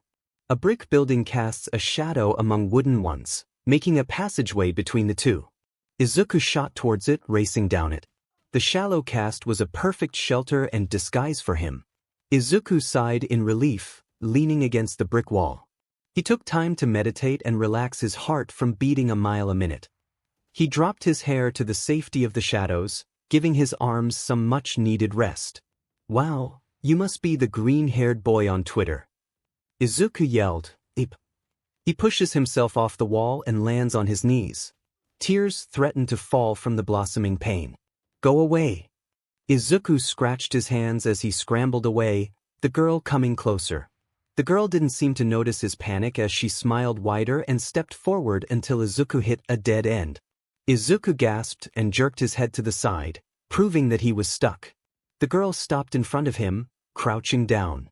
She had brown hair, green eyes, and red lips.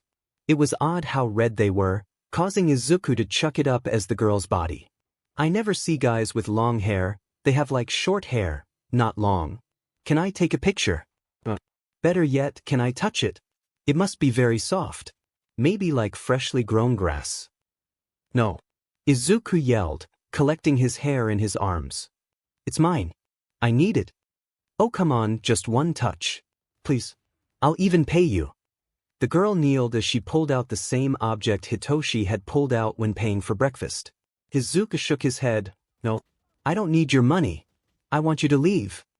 The girl creased her eyebrows.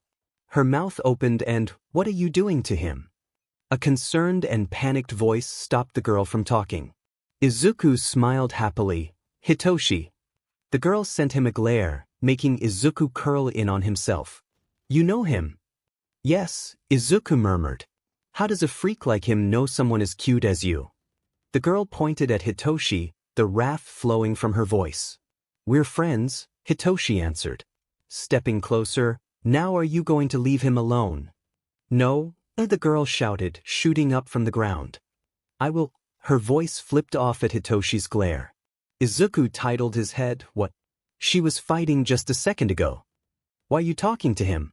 The girl answered in a monotoned way, almost like how dad speaks when he is exhausted. I saw him on Twitter and thought that he was adorable.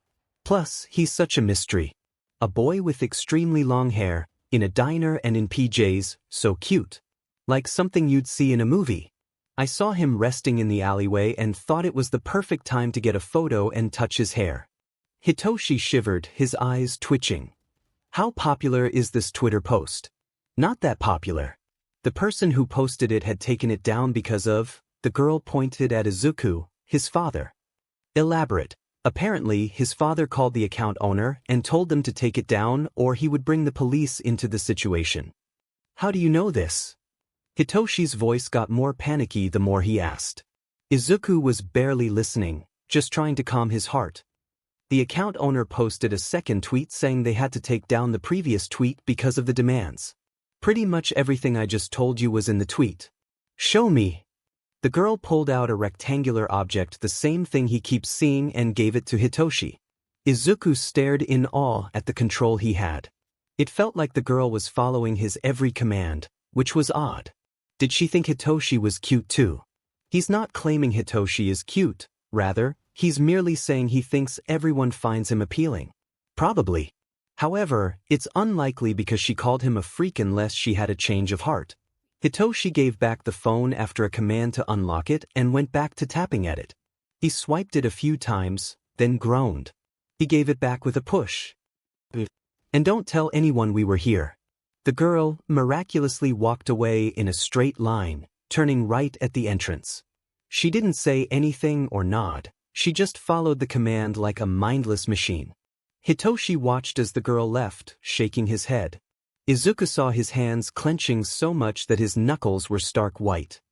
Hitoshi? Izuku asked in a whisper, frightened of what he saw. Just a moment earlier, the woman started nagging and harassing him about his alleged celebrity. He's not really that cute, at least not in the way the girl claims, which made Izuku want to chuckle. He was cute, according to his father, but that was a father-son thing. Hearing her say it made him feel strange, like she wasn't the right person to say it to him. However, Hitoshi had the option if he so desired. Of course, if he wants to. He would never be coerced into doing anything by Izuku, especially at first. However, he found it painful to consider that Hitoshi would soon leave his life. He would be saying farewell to him the following morning, which was so soon. Shaking his head off the depressing thoughts, he dragged his brain to think about the present. Hitoshi did something to make the girl listen to him and answer his questions. Even his dad doesn't have the power to make him answer his questions in the finest detail.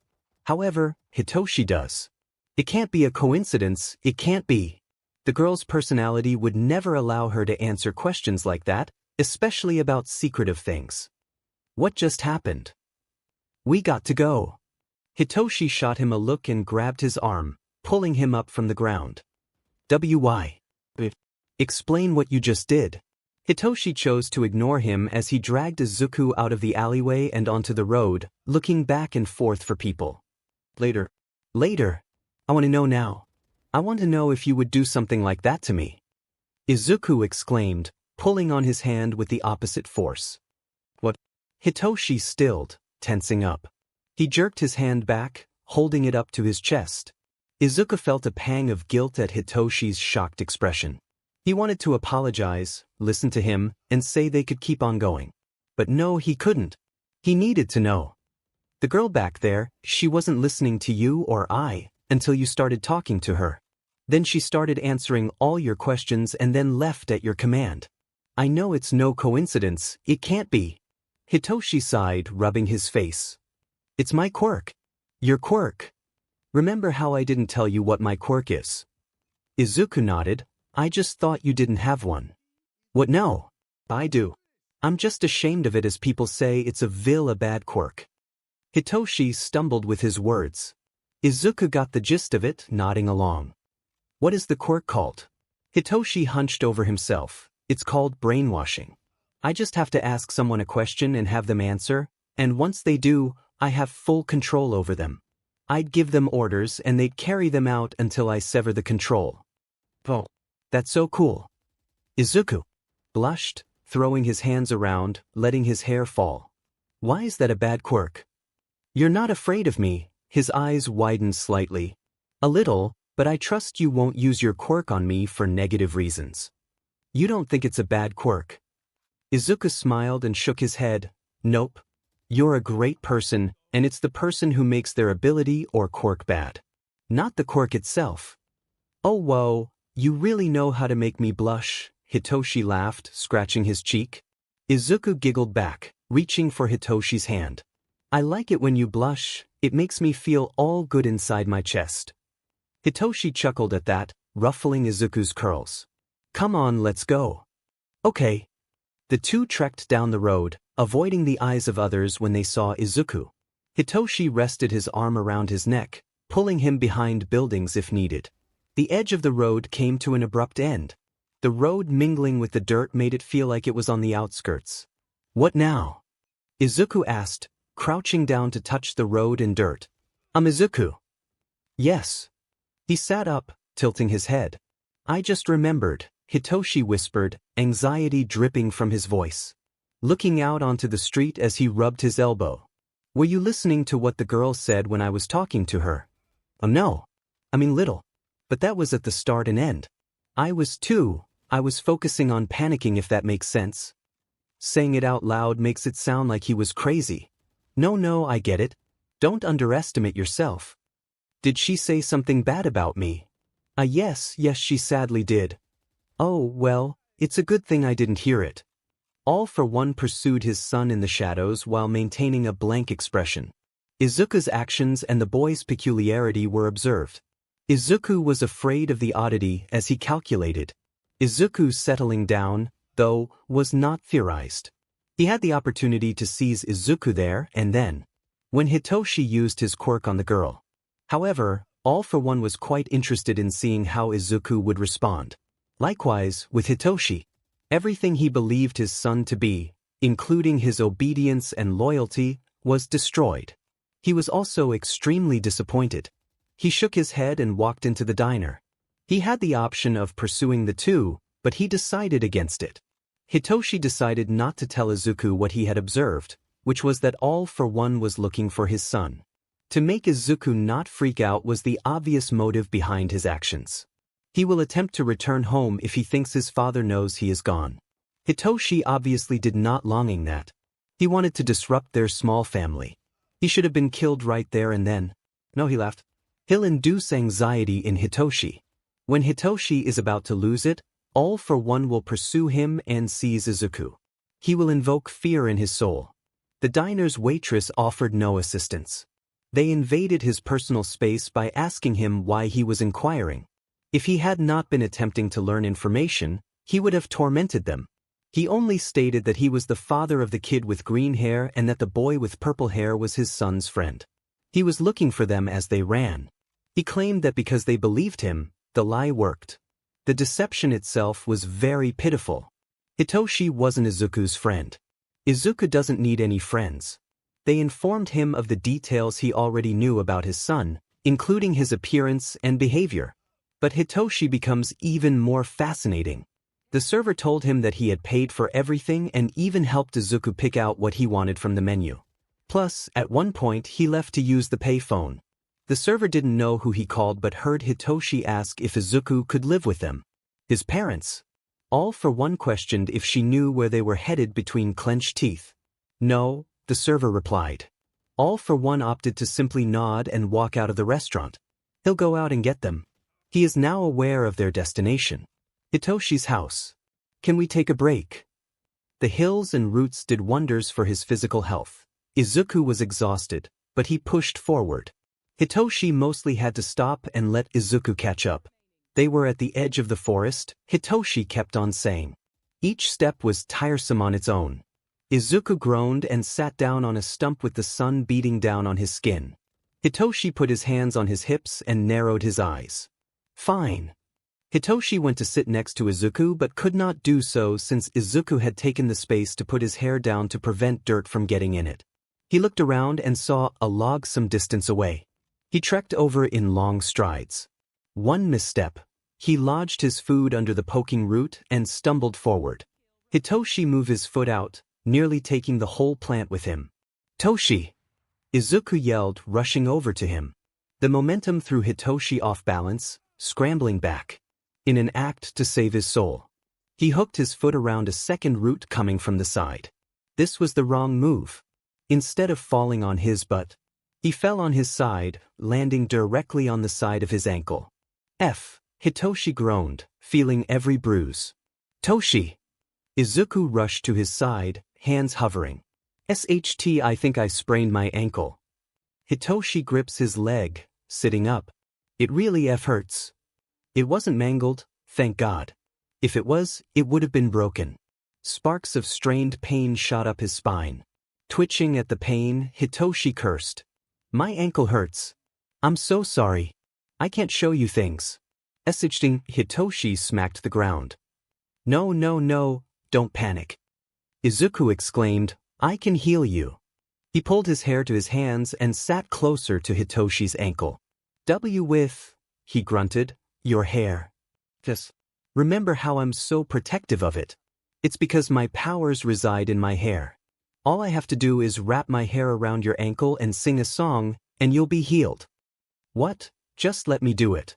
Izuku runs his hair under the ankle, gently lifting it by the shin.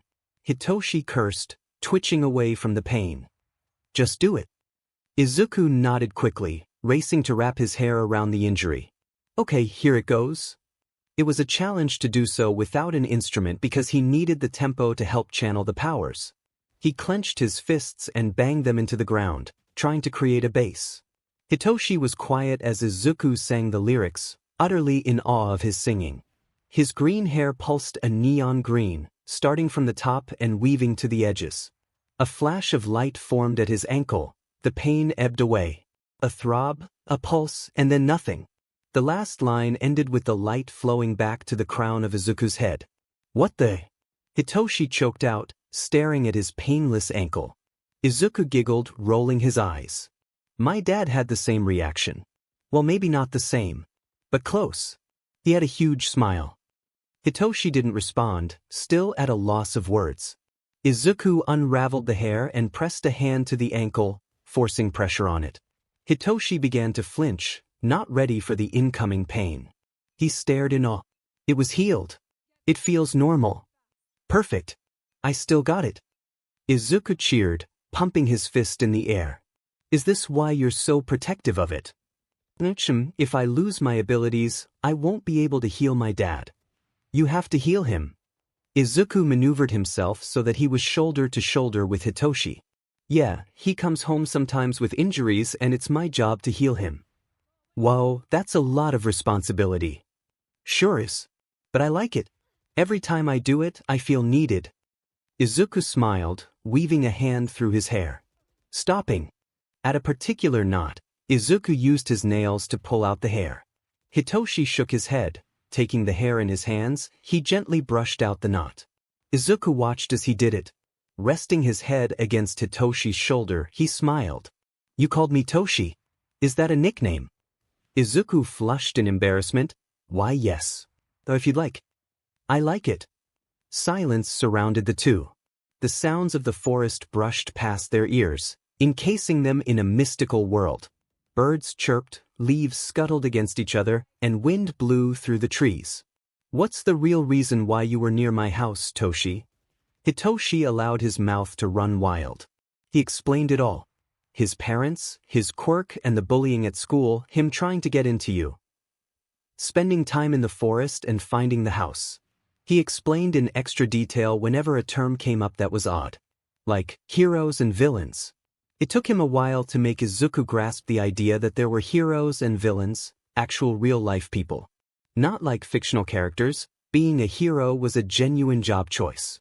At the diner, people were talking about a villain attack, in which heroes stopped them. Does that mean it wasn't fictional? That actually happened? Hitoshi nodded, yeah. Why didn't you say anything about it? He sucked in a breath. I didn't want to talk about it as my dreams were crushed because of the heroes. You want to be a hero? Izuku asked.